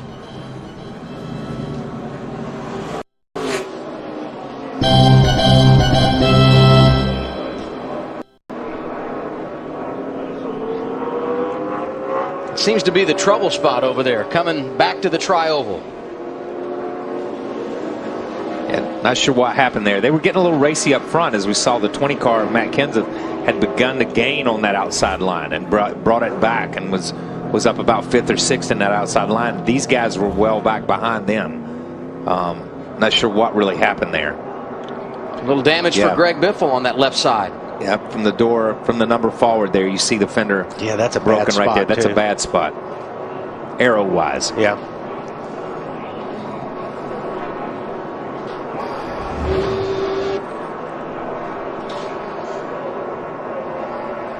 Man, looks like Stremme was trying to get to the bottom, and Ambrose was there.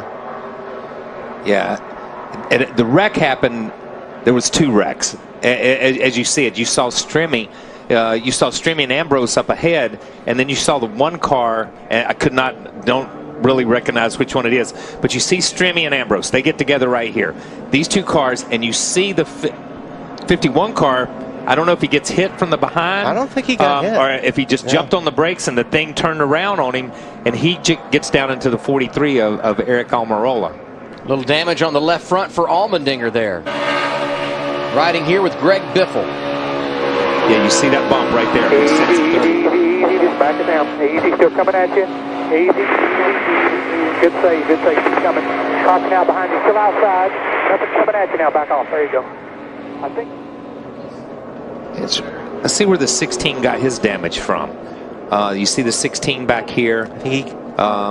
There he is. Oh, it's where they come up. 43 gets 43 right. hit him hard. Wow, and that car went up a little bit, and that's about it. And then he took a hard hit in the door.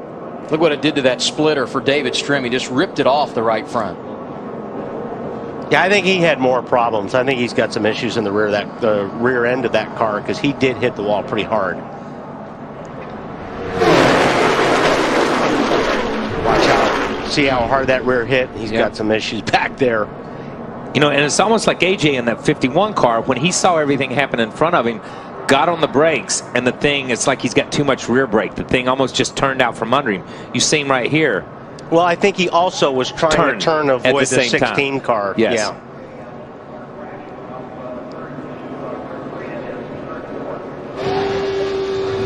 Fourth caution of the evening. A.J. Allmendinger, who had spent a great deal of time inside the top 10, repairing the damage. And now pit stops. Coming with 31 laps to go. Jimmy Johnson going to be the first to hit the pit lane. Let's go to Marty Snyder. Adam, with that very first pit stall on pit road, you'll see him come to a stop. The car, he said, less tight than it's been all night long, but I need to be a little bit freer still. It's going to be fuel only for Jimmy Johnson, Chris. Jamie Mack thinks he has a car to beat the 48. They're going to take 2 tires on the 48 and the 1 in fuel. Matt. Only needing 4 to 5 seconds of fuel. Brad Keselowski, there he goes. He's out of the box. No tires, Ralph. They call for fuel only and a slight chassis adjustment to the 18 of Kyle Busch. Fuel only. Thanks, Ralph. Jeff Gordon exiting the pit lane, went all the way out in to the grass. Not sure if there was any damage. And you see Michael Waltrip facing the wrong direction. He got turned around coming on to the pit lane.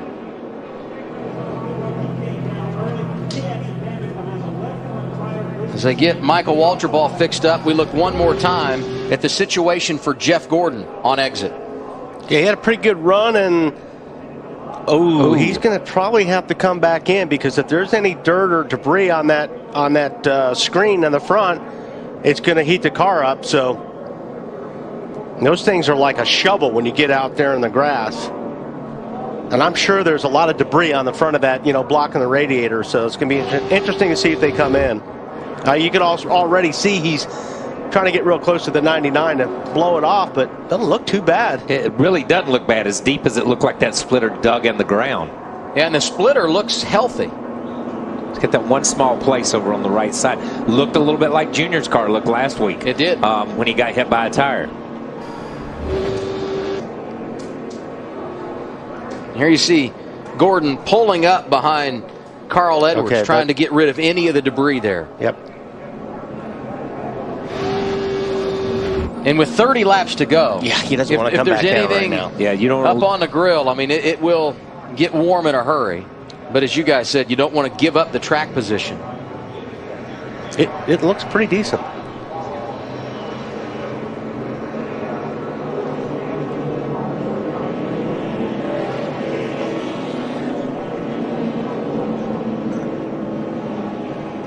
All right, fans, get those phones out and get ready to tweet. It's time for the Sprint 60 Unlimited. Here's Miss Sprint Cup. Race fans, it's time for the start of the quickest NASCAR race ever, the Sprint 60 Unlimited. You have 60 seconds to tweet your driver's number with the hashtag Sprint60 as many times as you can. Ready, set, tweet. All right, the tweets are coming in and the race is on. Remember, you don't have to be a Sprint customer, and you can tweet in support of any NASCAR Sprint Cup Series driver in today's race. The driver with the most tweets wins $10,000 from Sprint for their charity of choice. Keep tweeting. There's no limit to how many tweets you can send. But if you've got unlimited data from Sprint, I'm sure you're used to it. My favorite thing about having unlimited data from Sprint is I can watch all the NASCAR Sprint Cup Series coverage I want without worrying about overages. And my favorite thing about the Sprint 60 Unlimited trophy is it fits my carry-on. Now let's get back to the race. We're more than halfway through and the lead is still up for grabs, so keep those tweets coming. And remember to follow me on Twitter @MissSprintCup for the trophy presentation. It's coming down to the wire, so get those last few tweets in. And we have a winner. Congratulations to the first ever Sprint 60 Unlimited champion. On behalf of all the drivers, thank you for your support. If you enjoyed 60 seconds of unlimited tweeting, you'll love unlimited data from Sprint. Visit sprint.com/speed today. There's a shocker. The 88 one. Few drivers yet to make pit stops. Jeff Burton, David Reagan, Josh Wise. They will come to the pit lane here. See Joey Logano back on track after getting damaged when bringing out a caution earlier. So that would put Jimmie Johnson back into the race lead as those drivers come down pit road. 29 laps to go. Johnson has had the dominant car tonight. Brad Keselowski is second. Kyle Busch, damage and all, in the third position. Got Kevin Harvick up there, Kurt Busch, Casey Kane, Jamie McMurray, Tony Stewart, and Marcos Ambrose.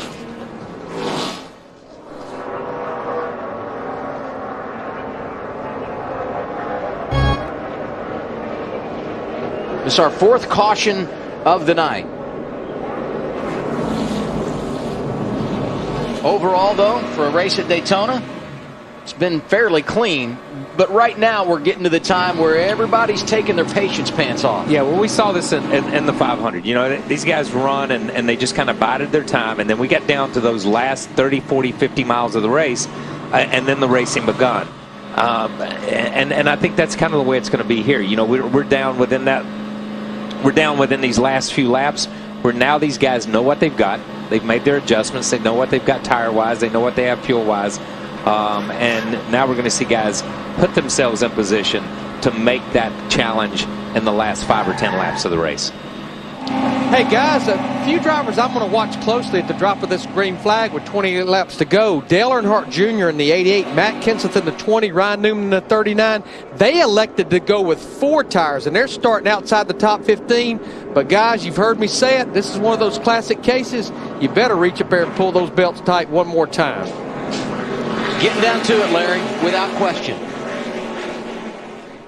Be 28 laps remaining when we get the green flag. Jimmie Johnson, Brad Keselowski sharing the front row on the restart.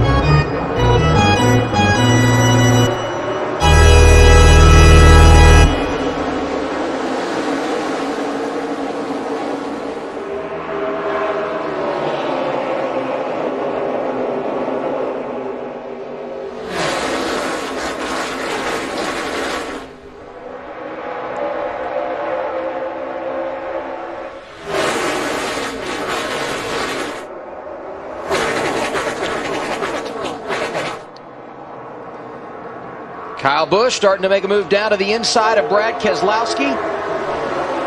And he's got the whole right front torn off that car. Those guys did a great job of getting it put back together. But he is just putting that car and sticking it in places where you don't think aero-wise it's going to be able to go.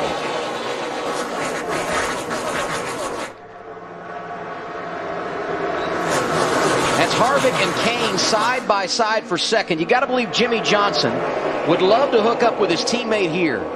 I don't think Jimmie Johnson's going to need to hook up with anybody the way that car's been looking so far. Jimmie moves to the top. Back in the pack. You saw Jimmie see him get a little bit of a run there. He come off the bottom and goes up to the top of the racetrack to kind of get the momentum from those guys, so they'll push him out farther ahead. There's a lot more shoving going on right now. This a look from the bumper of Kevin Harvick. Tony Stewart outside of him. Kyle Busch right behind. Brad Keselowski trying to gain some ground. And there's Danica Patrick in the outside lane.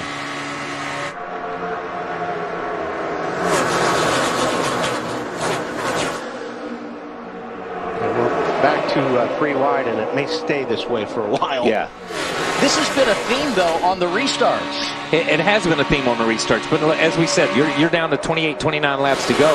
You've got to get your car and get it up there and establish your ground and establish your position and not let anybody take it away from you, so that you do have that opportunity to make a move on those last 3 or 4 laps. Because we talked about it earlier. Do you want to be leading? I think if you're Jimmie Johnson and as fast as he's been tonight and as fast as he's led these things, I think you do want to be leading. But some of these guys are formulating their plans on where I want to be and who do I want to be behind. but you don't want to be in the middle either. I mean, because this is the time of the race when you get down when the wrecks start happening. So this is the time to be up front to try to stay in front of the wreck. And how amazing is Tony Stewart? Seems every July we come to Daytona, that 14 car is at the front when he needs to be. He's towing that outside lane around right now. You know, here's the 14 Tony on the outside, the 29. We saw Kevin Harvick run as far back as 41st or 42nd in this race. Right up in the middle of it when it comes time for the paycheck. Kyle Busch, damage that we've talked about, involved in an accident earlier. Crew did a great job of repairing the right front of that race car, and now he's working with his brother Kurt in the draft. This can be a huge night for that 78 team that still has their eye on a spot in the chase. Looks like Junior hung on the outside there, going towards drifting back. I don't know if something's happened to him. He was up there in the middle of it, up in there in the mix, but has lost a number of positions there. Jamie McMurray continues to ride inside the top 5. Yeah, Stewart needs to get out of that spot right there. Unless everybody lines up and follows him, Keselowski's going to go to the back. Yeah, they hang out Brad Keselowski, the defending series champ who's had a good night. Whoa, hang on, AJ. Wow. He just hit you there. Hang on to it, bud. Good job. Man, he jumped out of the pack all the way to the bottom and saved that thing. Look at him right here, 4 wide. Wow. Yeah, this doesn't usually work. Yeah, I'm not sure how long it's going to work. That's Brad Keselowski in the high groove. He had Kenseth, Kyle Busch below him. That was impressive right there. That was impressive by everybody in that group. It just doesn't seem like the guys on the outside or the opposite of wherever the 48 is running, they can get a line of cars strong enough to really make a run at the lead. Now you've got a whole group of different cars here. You got Tony Stewart, you got McMurray, who's been strong, the 18 and the 24. So let's see if maybe they can make some ground.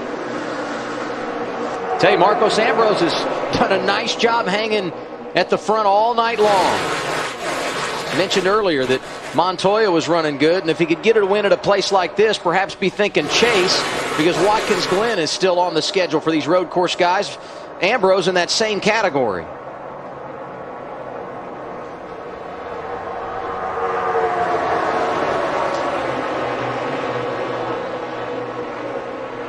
Ricky Stenhouse Jr. in that lead draft. Rookie of the Year contender, trying to get his first top 10 finish of the season.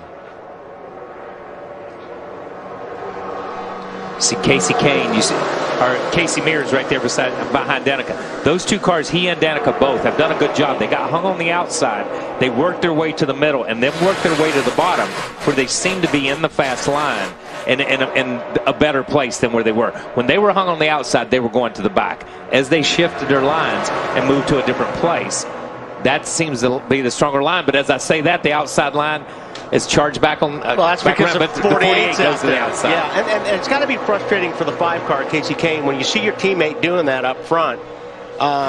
You know, instead of dropping down in front of you, which is normally what you would do with your teammate, he went up there and took 3 or 4 cars with him and stuck Casey Kane back in 4th spot.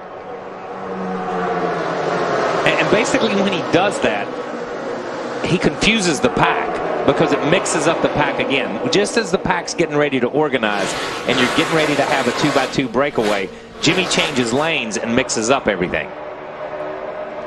Harvick second, Stewart third. They're going to be teammates next year. Yeah, you know working where good together tonight. Yeah, you know those 2 guys are going to gang up on the 48 if they possibly can. I'm sure Jimmy Johnson prepared to get wide as we go down the stretch, Marty. Is there a lane he cannot run at him? He's going wherever he wants to go, and it's funny because Earl Barber and his spotter told him a moment ago, try that top line, it looks faster. Then he goes to the bottom, and all of a sudden those guys get faster. Just what you were talking about, Wally. And it seemed to me when I talked to Jimmy earlier this week, he was a little focused on all the points they've given up this year. Charlotte, Dover, Michigan, and certainly last week at Kentucky. I don't think Jimmy Johnson, Adam, plans on giving up any points tonight, does he? Danica Patrick hanging tight inside the top 12. Right now, she's in the 11th position. Jimmie Johnson leading this race. 19 laps to go here at Daytona.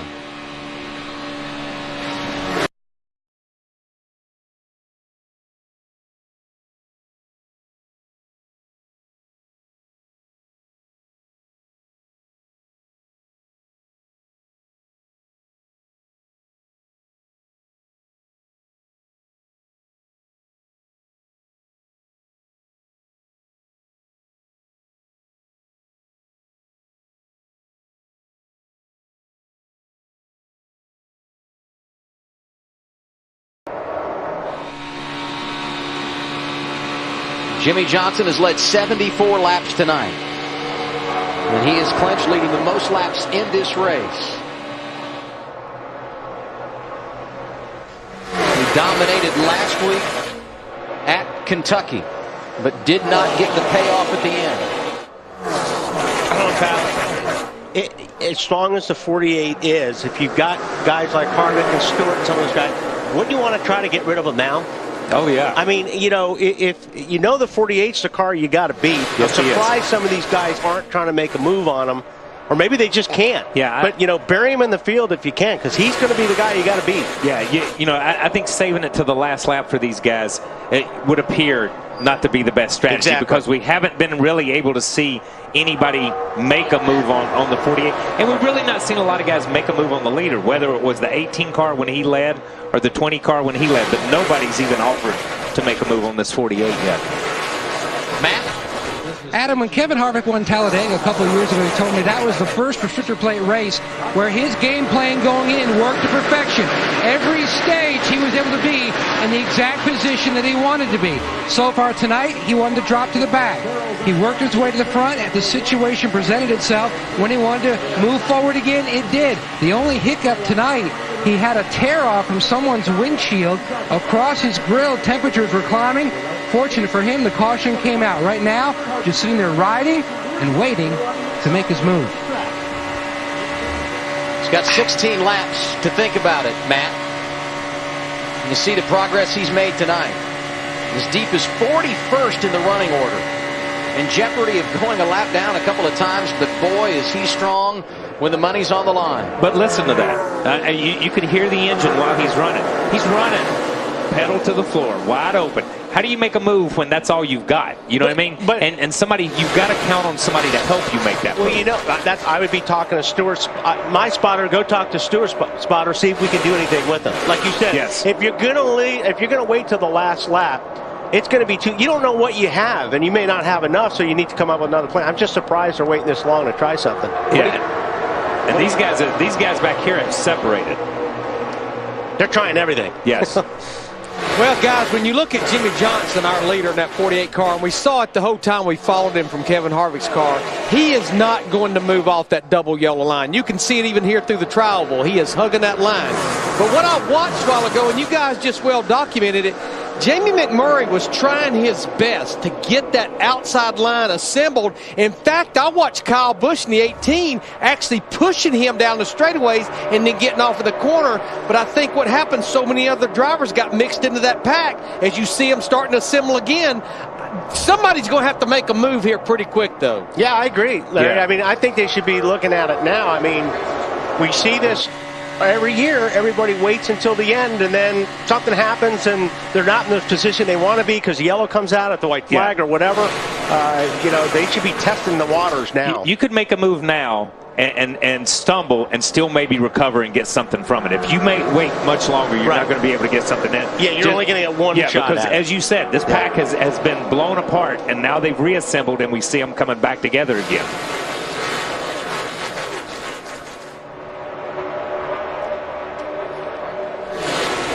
You know, right here at the back of this pack is that's you know, Dale Jr. has run back down. We mentioned earlier how Jr. got caught on the outside and something happened. He'd gone back to the back. He's worked his way back up here, and right there he is behind Casey Mears, right behind Danica. Want to join us live at Daytona next year? Head to mcr.com/Coke0400 for the chance to win a trip for two to the 2014 Coke Zero 400 and a new 2014 Chevy Camaro 2SL.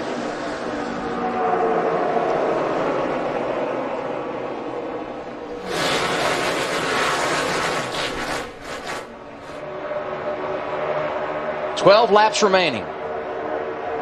Denny Hamlin got the free pass under that last caution, and here he is in the top 15 and very much a part of the equation. That's pretty amazing, because wasn't too long ago I was looking down at Denny Hamlin 1 lap down. Haven't talked a lot about Clint Boyer tonight, but as we close on 10 to go, he finds himself in position to strike. Marty? Well, that's because he's been in the back of the pack on purpose. Adam, crash on the track. Adam. Just talking about Denny Airborne. A.J. Allmendinger, Jeff Gordon, David Rudiman, Matt Kenseth all involved. The 11 car's in there too. You know, we're just talking about how he had just come back, and they just keep beating this guy down, man. That was 2 big hits, really. I mean, that second hit, when you get run into like that, that is hard. And he took a hard hit last week. Yeah. Matt Kenseth. Kenseth led the most laps here in February. Window net's down, which is a good sign. Ooh, 24 in it. Yeah. Wow. Gordon had been running great. All these guys were right there in that second pack that had just been separated, and Junior was about the cutoff. You see AJ down on the ground here. Obviously, he's took a little bit of a hard hit, knocked the breath out of him. But they were just behind that pack where Junior and those guys had separated, because that's where Denny was. He had just driven up to the back bumper of Junior right along there. Sometimes our TV just doesn't do the justice of how hard these cars are hitting the wall. You know, we've talked about how great the improvements on the walls and things have been, but guys are still going 200 miles per hour when they're, knocking the walls down. Yeah, there's no such thing as a soft wall, even though that's what we call them, and that's what we talk about them as. They soften the blow, but there is no such thing as a soft wall.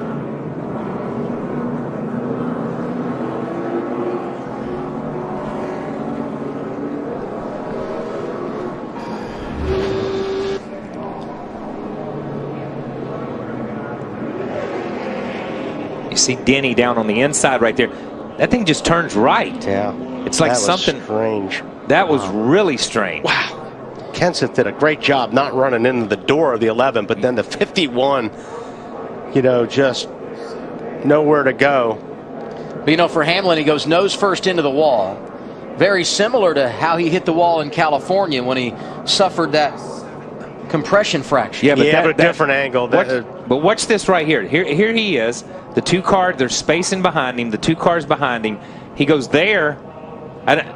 Wow. I don't know if the 2 car got into the back of him and sent him to the inside and he overcorrected. It almost looked like the car in front of him slowed down. Good point. And he turned to the left, and that's when it spun him around. But then, then obviously everybody's trying to avoid him. Yeah. Yeah, watch Boyer. You get the 11. It looks like these guys get, he just dove down. Wow. And then corrected maybe. That's really a strange act. Man, Matt did a good job not hitting that car, but then he got clobbered. See Blaney in that. And Blaney had a good run. Those guys had run in the top 10 or 15 a lot tonight in that 7 car. Yeah.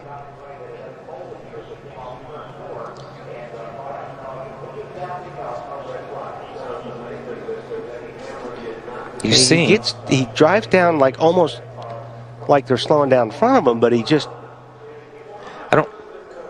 When he got over there, but you see he didn't have the tires really cut one way or the other. It's not like he's got a lot of left turn in it or a lot of right turn in it when you look at that left front tire. One thing, Kyle, possibly, when he drove down underneath that yellow line, and he tried getting back up above the yellow line because he didn't want to be on the apron and going through the tri-oval with the banking being different.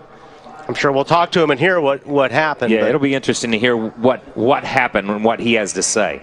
Yeah, the 51 just no place to go. Neither did Blaney. Sparks flying everywhere. Yeah, they were very Denny was very fortunate right there to be backing in at the right angle. AJ hitting him the way he hit him, and you watch AJ hit the 11 car and pick it up in the back. If that had been in the door, that's pretty horrific. This hit or that hit. Yeah. I mean, watch the 20 car here. This is hard right here. It's a lot harder than it looks. And you see Denny's car. If we just stay watching Denny's car gets up next to the wall, and then it opens up to the driver's door. That's the scariest, most vulnerable part right there. And there's AJ, and there's no place for those guys to go when you see the 11 car get up in the air.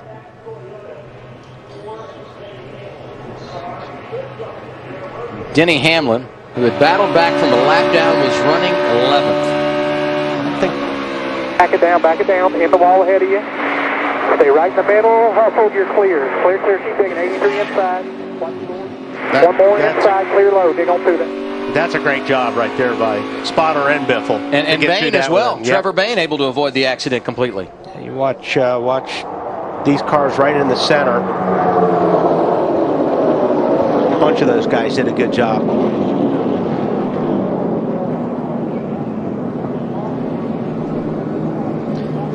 So our 5th caution of the night has now led to a red flag. 2nd consecutive week the Sprint Cup Series has gone under red.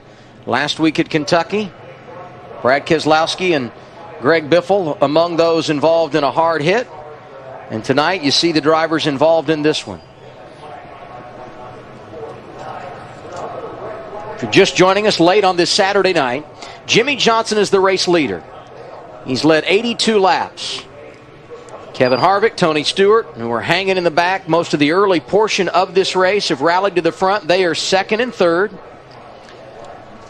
Casey Kane qualified up front, spent a lot of time there. He is now 4th.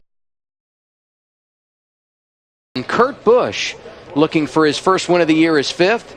Ambrose, Danica Patrick, Casey Mears, Dale Earnhardt Jr., and Clint Bowyer, the top 10.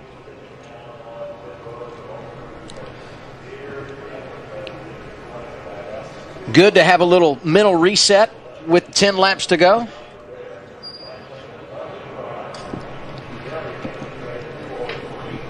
Yeah, I don't know. I think you'd rather not see a red flag. Yeah. I never just wanted to sit and think about it. A red flag. Yeah. You get in a mode and all of a sudden you've got to turn it off for a little bit. Yeah. And they were in a rhythm. Yeah. I mean, Jimmy was in a rhythm on what he was doing. You go back and you look at Harvick and you look at Stewart and you look at Kane. They were formulating where they wanted to be, what they wanted to do, what they wanted to happen. So I think when you look at it, this kind of stops that planning. And now you've got to regroup. We're back to what was said earlier, what Tony said earlier. Now you have to call an audible, and these guys now they've got to regroup. Sir. Well, it looks like you've got a pretty strong car. That 48 has looked like it's been the strongest car.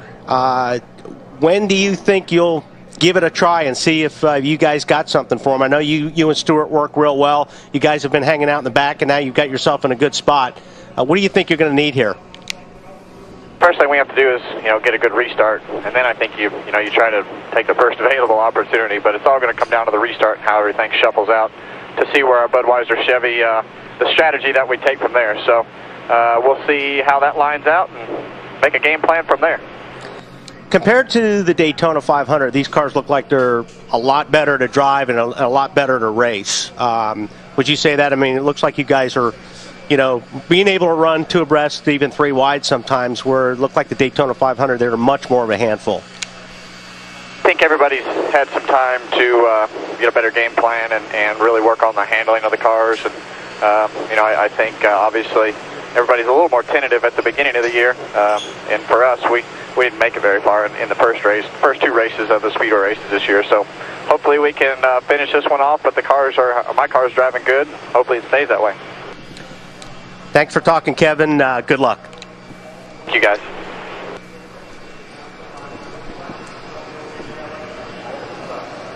Mentioned a couple of times earlier tonight, Kevin Harvick. The downfall Achilles heel of this team in 2013 has been the restrictor plate races. He's in position to capitalize here this evening, trying to get his 3rd win of the year. Larry? Well, what I see here is we have roughly 30 drivers that are on the lead lap that does not have damage.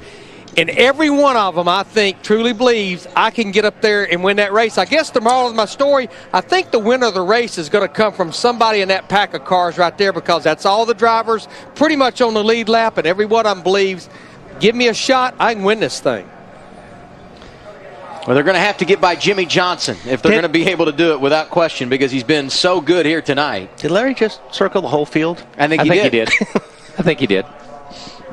Let's hear from Chad Knaus, the man calling the shots for the 5-time champion. Chris? Yeah, it's really been the strongest car all night. They're trying to be the first car driver to win in over 30 years. The 500 and also the July race. You guys have had a car that works on the top and the bottom. Are you worried about any of these cars behind you?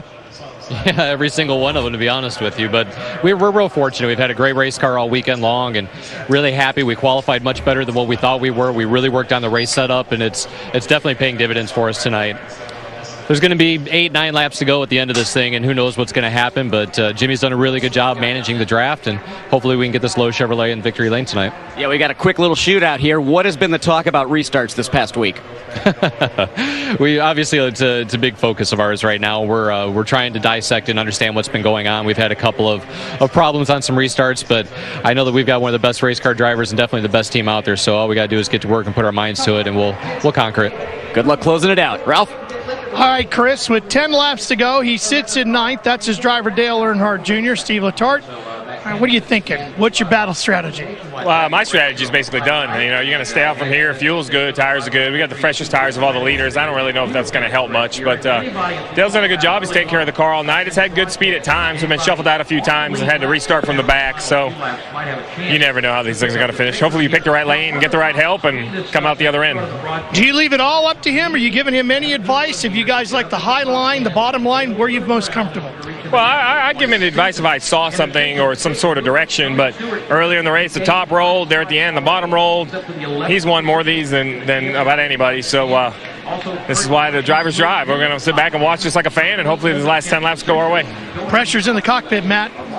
Tony Stewart chasing history tonight here in the Midsummer Classic. And Steve Addington, could this line up any better for you when we go back to green, your man, row 2 inside? Only way, if we were leading it, maybe that would be the only best scenario other than what we got right here. So I got the best in the business right there at these places.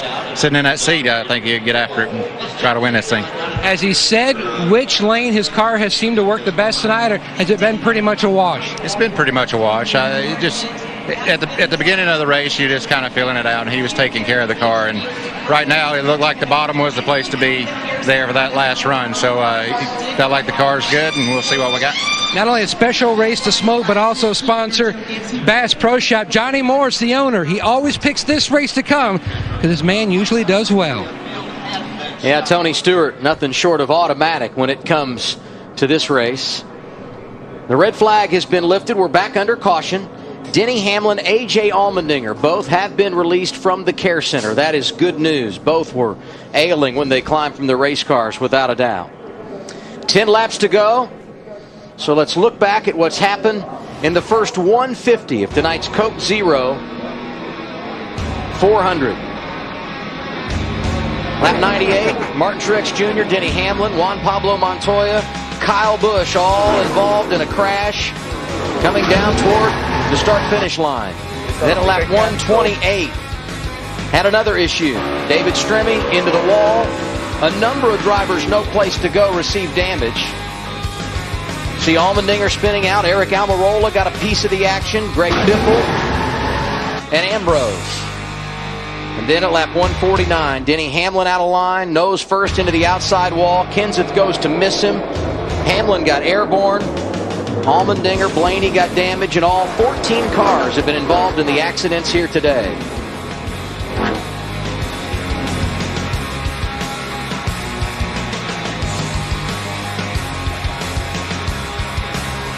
Well, the history says there will be cautions late in this race. And now that we are back under the yellow, we're going to be just north of 5 laps to go in this year's event.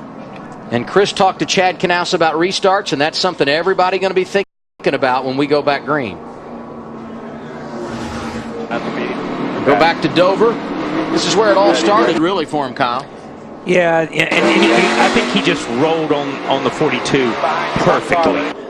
It couldn't have been a worse situation for Jimmy. He hit it perfect, and the 42 didn't go, and that made it look worse than it was. Here at Michigan, he took off, and then he had to give it back, which is what NASCAR had said. Then last week, we got into a thing at Kentucky, and Jimmy just had bad restarts all day long. And I think when they got back, it was reported this week that they had some transmission issues on all the Hendrick cars, and they just could not get their restart stuff going. But it really appears to has been an Achilles heel for them this year. Out of all the races, 3 or 4 times they've got beaten late on restarts, and has totally changed the outcome of their day. So you're looking at just looking at where Johnson's going to go here. I'd almost want to split up Harvick and Stewart if I were him. Well, you got Casey Kane sitting in 4th spot. Yeah. And it looks like Harvick on the inside of Johnson here. So Johnson going to choose that outside lane to do exactly what you just said, Wally, and that's hook up with his teammate Casey Kane. But on the other side, it gives Harvick and Stewart the opportunity to work together as well. But that's the right move to make. I mean, instead, rather than split those guys up, it's good to have a friend in the mirror right now. And I don't think Jimmy's going to have any issues on these restarts here. I think in the past there's been some questions, and Jimmy's had some questions, and everybody has. But, I mean, so far down here, he's been spot on all day long. Aerial coverage tonight provided by Goodyear, proudly supporting our military for 100 years. Show your support for our troops at Goodyear.com. Goodyear, the official tire of NASCAR. Going to be 7 laps to go in regulation when the green flag goes back in the air.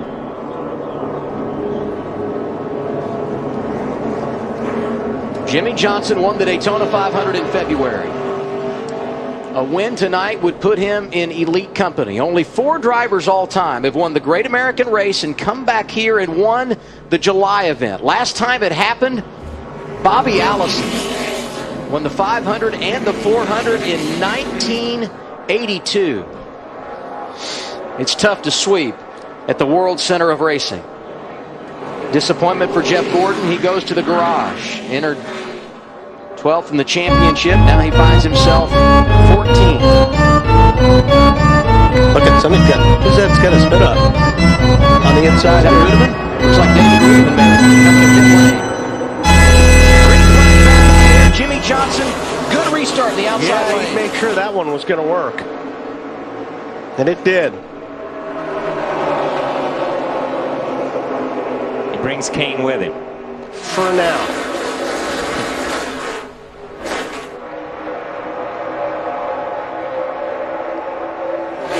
Stewart tucked right up behind Harvick and now loses some ground as Ambrose works to the outside. See, that's certainly not what Harvick and Stewart wanted to see, was both those guys get hooked up and then get to the bottom of the racetrack. Yes.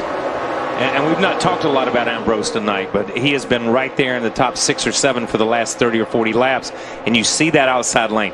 Now's the time when we're going to see them start to lean on each other, or start to bump each other a little bit maybe, because it's time to go. Ambrose looking for his first win on an oval in Sprint Cup competition. 6 laps remaining. I really think if the 29 and the 14 can get clear, they're going to want to get to the high line, because if not, they're trapped down there. There's not a whole lot they're going to be able to do between now and the end of the race. With them just running door to door with Ambrose and the guys and Clint Boyer right beside of him, you know, there's nothing. There's nowhere. They're boxed in. You've got the yellow line to the inside, the out of bounds. And here goes Jimmy to the outside. I cannot believe that opens Harvick up that leaves inside. Yeah, I can't believe it did that. And just left his teammate like that. Well, you must think you've got a strong car if you can do that. And here's his teammate to the front. Casey Kane making that inside groove work. Ambrose trying to push Johnson back out front. Wow. See, who would have... I don't certainly don't understand that move. But this is where you try to get rid of Jimmy Johnson as far as. And there goes Kane out of line, spinning down to the inside of the back straightaway. Hard hit on the inside wall. Yeah. But I was going to say, this is where you try to get Jimmy Johnson in the middle of the pack, get him away from the front. Looks like Ambrose got a little bit of that. Smoke on the right front for the 9 car. 29, 48, 9, 29, 15, 14, 1. Tune up 2 takeoff record. Well, that was a hard hit to the inside wall there. Casey has not had much luck on these. He's never won one. More than 30 starts. But he's been dumped a couple times this year too, I believe. Absolutely. All 3 events now this season. Yeah.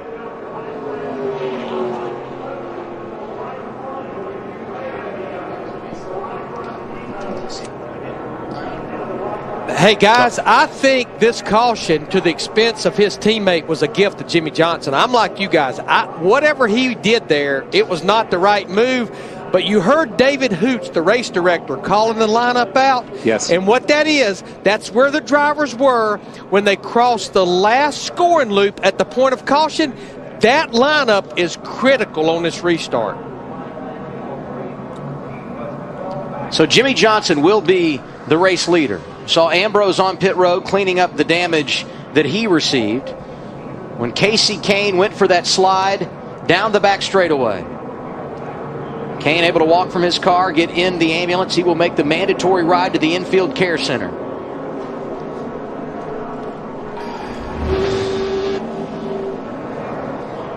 Here they are off of turn 2.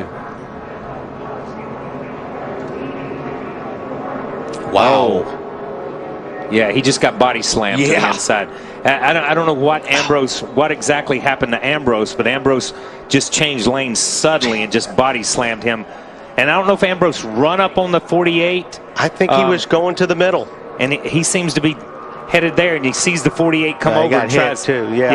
Or, the 48 got tapped. Yeah, the 48 kind of forces him over and forces him right into the side of Casey and just body slams him.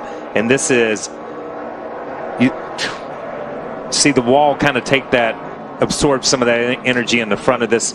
And still look at the car. Yeah, front of this Gen 6. Take it, and that's I think we both hit back there when it wasn't there. And that's a tough. Yeah, but that's a tribute to this Gen 6 car too. Anxious moment for Kevin Harvick.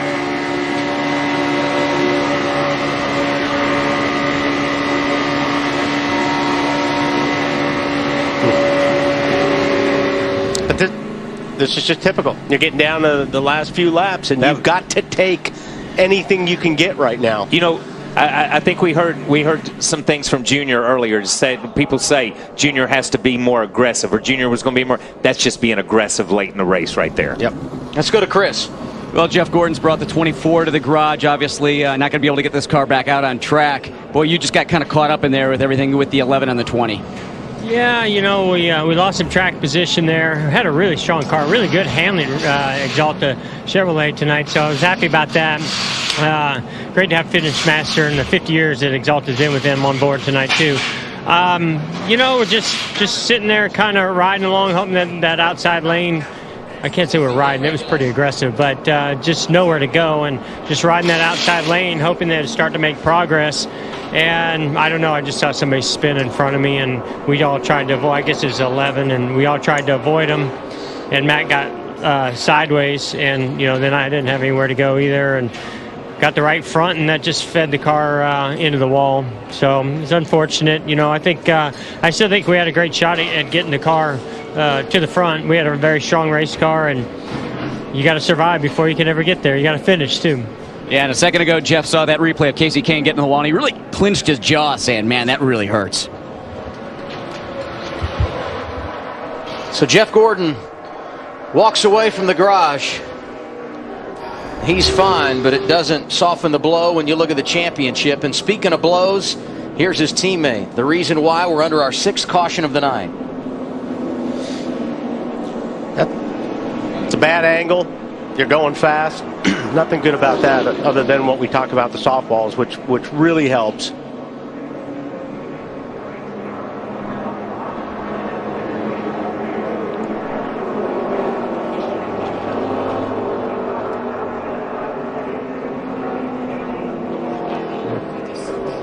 doesn't get any better.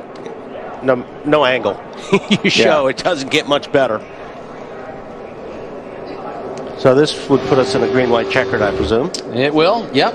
Going to overtime tonight here in Daytona. Lights are out on the caution car. Okay, so if you thought it was aggressive a few laps ago, you haven't seen anything yet. This is all take and no give. All take and no give. Up to 3 attempts when it comes to a green-white checker. You got to be leading at the white. You get the green flag lap, come around and take the white. If the caution comes out before the leader takes the white, we re-rack it and do it again. Again, you get 3 attempts. If the leader gets to the white flag, the next flag ends it, whether it be the caution or the checker. Been a long day here in Daytona Beach, Florida for these drivers. It's going to be a little longer. So what do you think? You think 14 jumps on the high side as quick as he can? I mean, you have to, don't you? You have to. You have can't to do follow something. him. No, you can't follow him. You got to say, hey, Kurt, I'm going up high. Go with me, in the 78 car because, Jimmy Johnson just needs the class of the field right now. And that car is so strong, you're going to have to do it in a hurry. Yeah, and if you're back past 6th or 7th, this is not Talladega where you've got time to make something happen on the green-white checker. It doesn't seem to be, or never has been historically. Let me say something happened in this first little bit here. Front 3 rows, you got 3 drivers looking for their first win of the year. McMurray, Boyer, and Kurt Busch. And there they are, 4 wide behind them. And because you've got to make something happen right here. Wow.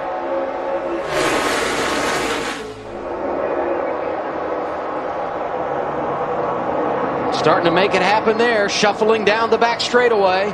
Jimmy Johnson once again able to gain the top spot. Strong. Man, that is strong. That's a power move by that 48. And nobody can do anything. It's easy to say, well, you got to do this and jump on the outside of him. You can't get to him. No, that was a power move. He just powered away from the pack as they come down through there.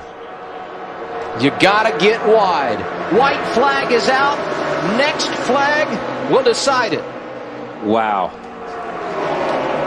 Tony Stewart feeling good, and how about Kurt Busch in that outside lane with help from David Gilliland? Oh, here we go. We got trouble. There we go. That's it. Like I said, you lead at the white. That's it. You're good to go. But they may race to the finish. They're going to let them race back here. That happened over in turn 2, so they got plenty of room. Wow. Right. Let them race, boys. Hopefully they're cleared when they get back down there. Tony Stewart won this race last year. He's won it 4 times. Shoving the 14. I don't know if it's going to be enough, but through turns 3 and 4 for the final time. Off the corner, here comes Jimmy Johnson. He's dominated the race. Now he can see the finish line. That's Busch in the outside lane, not making a move. Oh, trouble behind him. Danica. Danica and others. Jimmy Johnson gets the win at Daytona. Yeah, she got turned right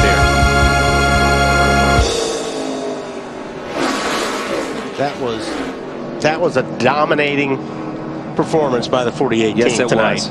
Let's yes, guys, thank you. Awesome. That's another race. The last 3 or 4 races, and I know people get tired of hearing us talk about it, but the last 3 or 4 races, he's dominated these races. He's not just won them. He is, and he's lost some of them, just like last week in Kentucky, but he dominated that race.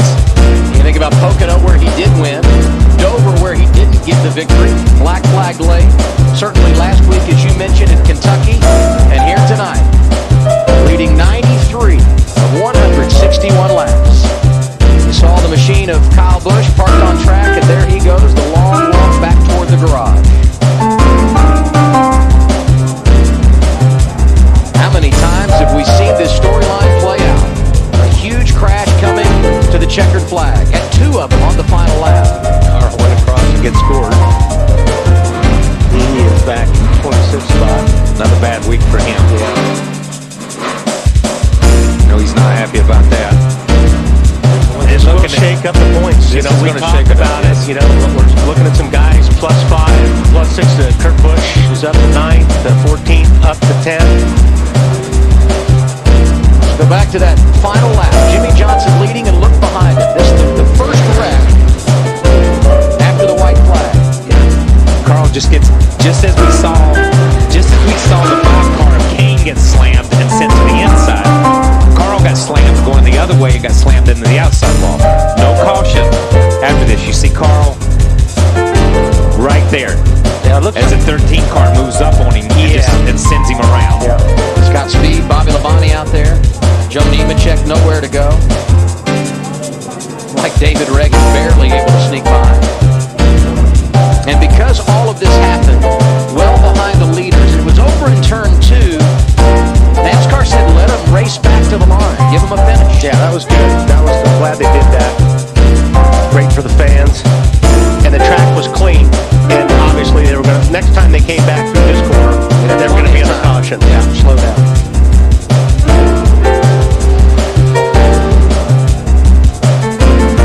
Jimmy Johnson matches Matt Kenseth. Each driver has now won 4 times this season. And Jimmy, the first to sweep the 500 and the 400 at Daytona since 1982. Bobby Allison was able to get both trophies. Let's hear from his teammate. Disappointing end of the night for Casey Kane, Chris. Yeah, Casey Kane just released from the infield care center. And Casey, that was a big hit coming off turn 2, getting into that inside wall. Yeah, we were, Jimmy moved up to block the outside row coming, and so I had kind of at that point I had the lead. I'd followed Jimmy a lot throughout the race, and felt really good with our InterCars.com Chevrolet. Next thing I know, I got slammed and shot left. So it was the end of our night. I mean, it's kind of how these races go. You don't have a lot of control over some of the things that happen here, and luckily, I'm happy our car was fast, and we put a good showing out. We ran up front the whole race. Good to see you're okay. Casey Kane entered number 1 in the wild card chase. He's now number 2 in that position, 12th overall in the championship. Martin Truex Jr. with a win at Sonoma, 11 in the title chase, number 1 when it comes to the wild card. So we've looked at Rec 1 on the final lap. Now here they are coming off a turn 4. Yeah, you see Kurt Busch go to the high side. He's got Earnhardt, Patrick, and Danica gets just tangled up with the 38 car. Yeah.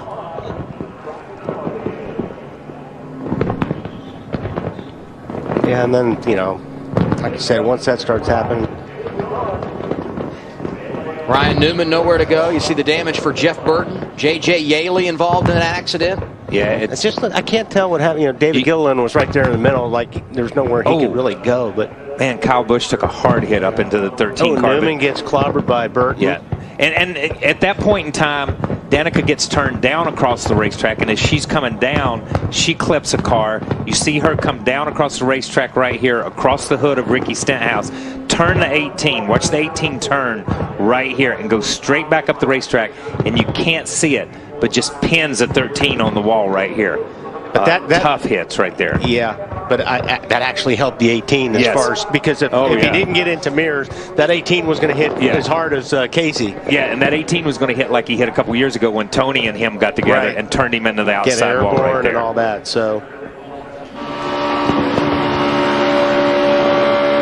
here's the 18 down on the inside. Thinks he's clearing, and now all of a sudden you'll see right here, and it happens so fast.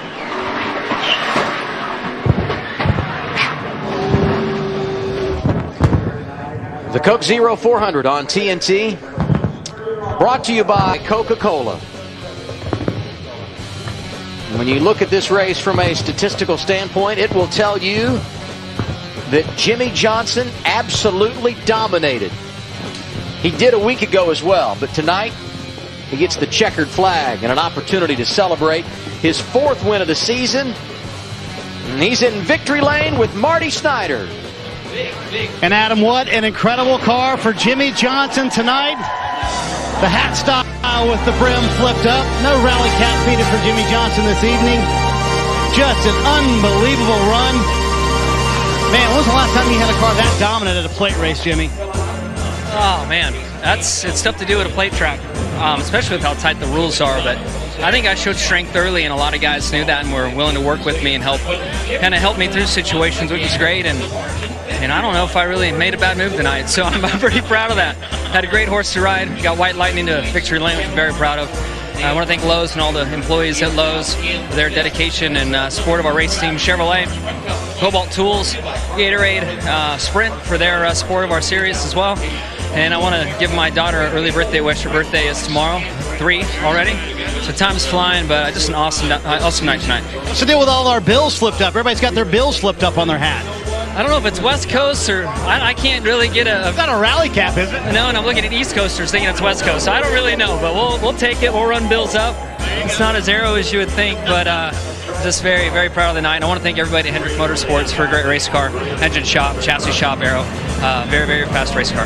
First guy in 31 years to win the 500 and the 400 since Bobby Allison. That's pretty rare air, isn't it? I feel like a nerd with that up. Someone put it back. Yeah, come back the other way, dude. That's amazing. Gosh, I in Southern California watched Bobby Allison, and I remember where I was the day Davey passed away. I mean, that's how much the Allison family meant to me, and I always thought it was so great to watch Bobby and Davey race, and to do anything that Bobby's done is pretty special. So very happy tonight. Hi, honey. Be back home soon, and let's have some fun tonight. After the last few weeks, nice to pay one off finally in Victory Lane. Yeah, we've been knocking on the door for sure. So it's great to pull White Lightning in Victory Lane, and also want to wish everybody a happy 4th of July. Thank all the men and women that have fought for our country, for independence, and we'll have some fun tonight. And the big picture, he keeps up with Matt Kenseth as well. That makes 4 wins. They'll be now tied for the number 1 seed. Matt. On the restart, Tony Stewart was sitting in the 4th position. Opportunity and circumstances kept changing. Smoke, walk us through the final green-white check. I mean, I can't remember everything that happened, but I didn't get as good a restart as I wanted, but I think it kind of worked our favor there. You know, it got Clint a little bit ahead of me, and it got Kevin a little bit ahead of Jimmy, and that let Jimmy and I both tuck down to those 2 guys and get going, and Kurt Busch gave us a really good push from behind there, and that got us back to getting Jimmy the shove he needed. So we got us out there far enough ahead to where we could worry about racing him, but man, that's some strong Hendrick horsepower up front there. You get 3 or 4 of these Hendrick cars together, and they're fast, and everybody at SHR, Ducks Unlimited, Bass Pro Shops, just everybody did an awesome job this weekend. Just glad we were ahead of the carnage. Impressive night by the Duck car. Stewart finishes 2nd. Well, Clint Boyer's here watching the replays. Cars scattering everywhere. What'd you see from inside the cockpit? Well, I just saw a lot of stuff in the mirror, but I mean, I was pushing Michael, and you know, I got an opportunity to get to the bottom of him and got him past, and I look in the mirror and oh, hell broke loose. But man, that's Daytona. You know, I've made a rule of myself on these restrict plate tracks to be easy, you know, ride around. It's boring. You hate to do that for your sponsors, for your team. You want to be up there, you know, racing for every lap led. But you know, it's just kind of been working for me, and we got to run up there in the middle with a 9. I really didn't need that caution to come out. Unfortunately, it did, and then we restarted on the bottom. I knew I was going to be in trouble because I wouldn't be able to use that middle. They came through the middle. I was like, oh no!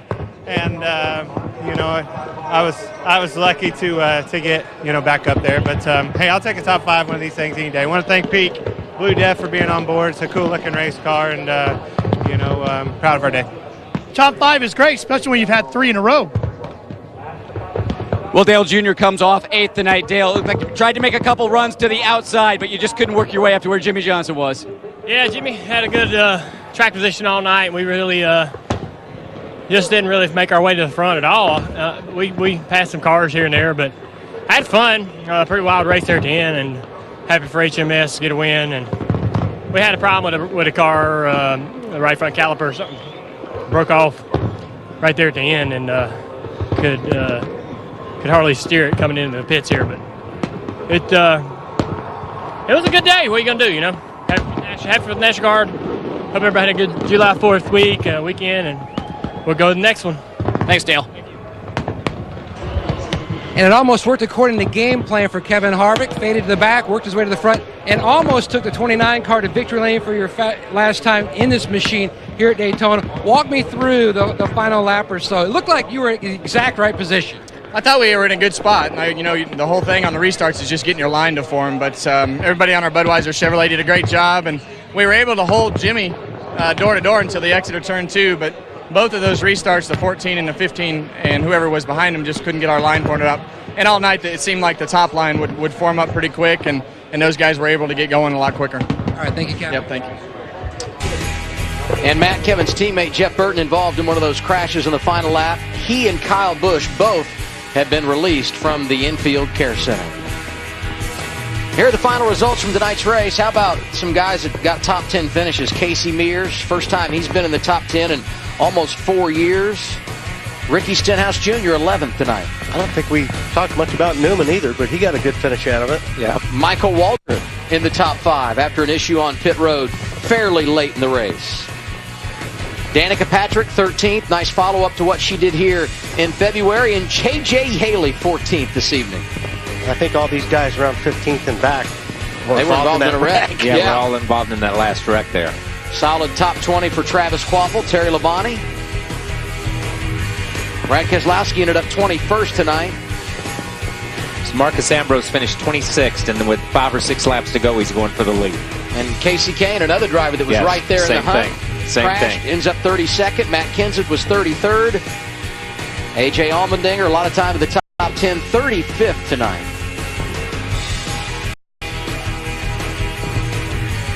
All of these drivers had problems fairly early in the race tonight. Michael Waltrip finished 5th tonight. Second straight top 5 in a plate race, Ralph.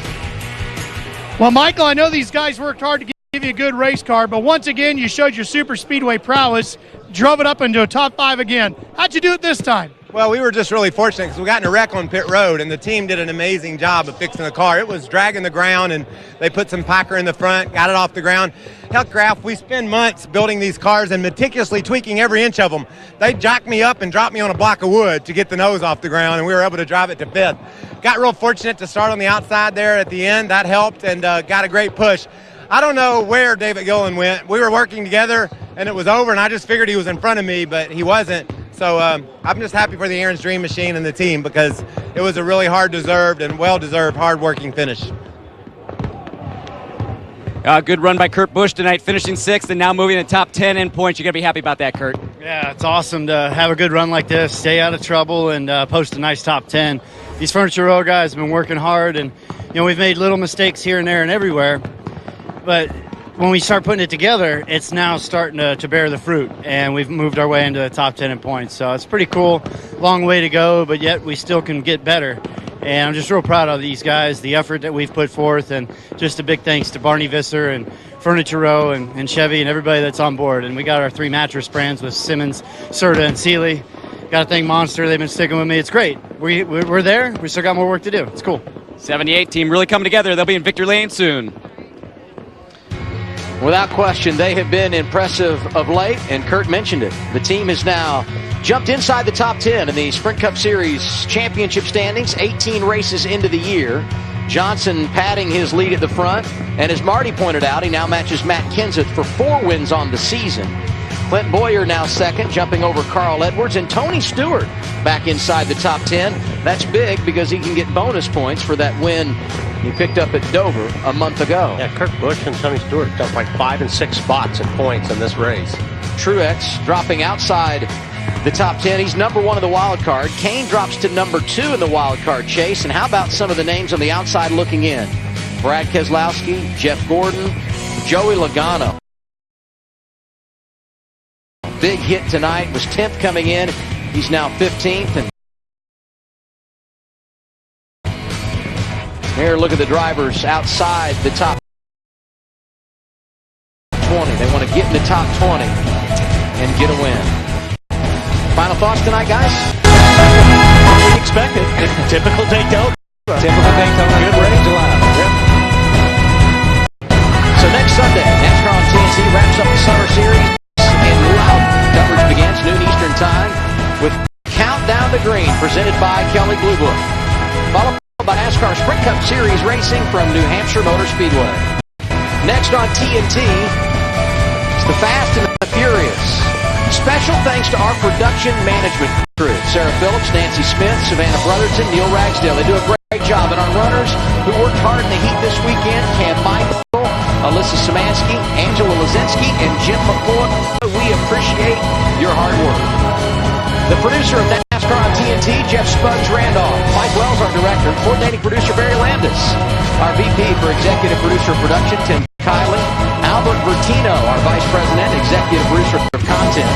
Senior Vice President of Production and Executive Creative Director is Craig Berry. Chief Operating Officer Lenny Daniels. And the President of Turner Sports is David Levy. Thanks, Bart, for sewing my button back on.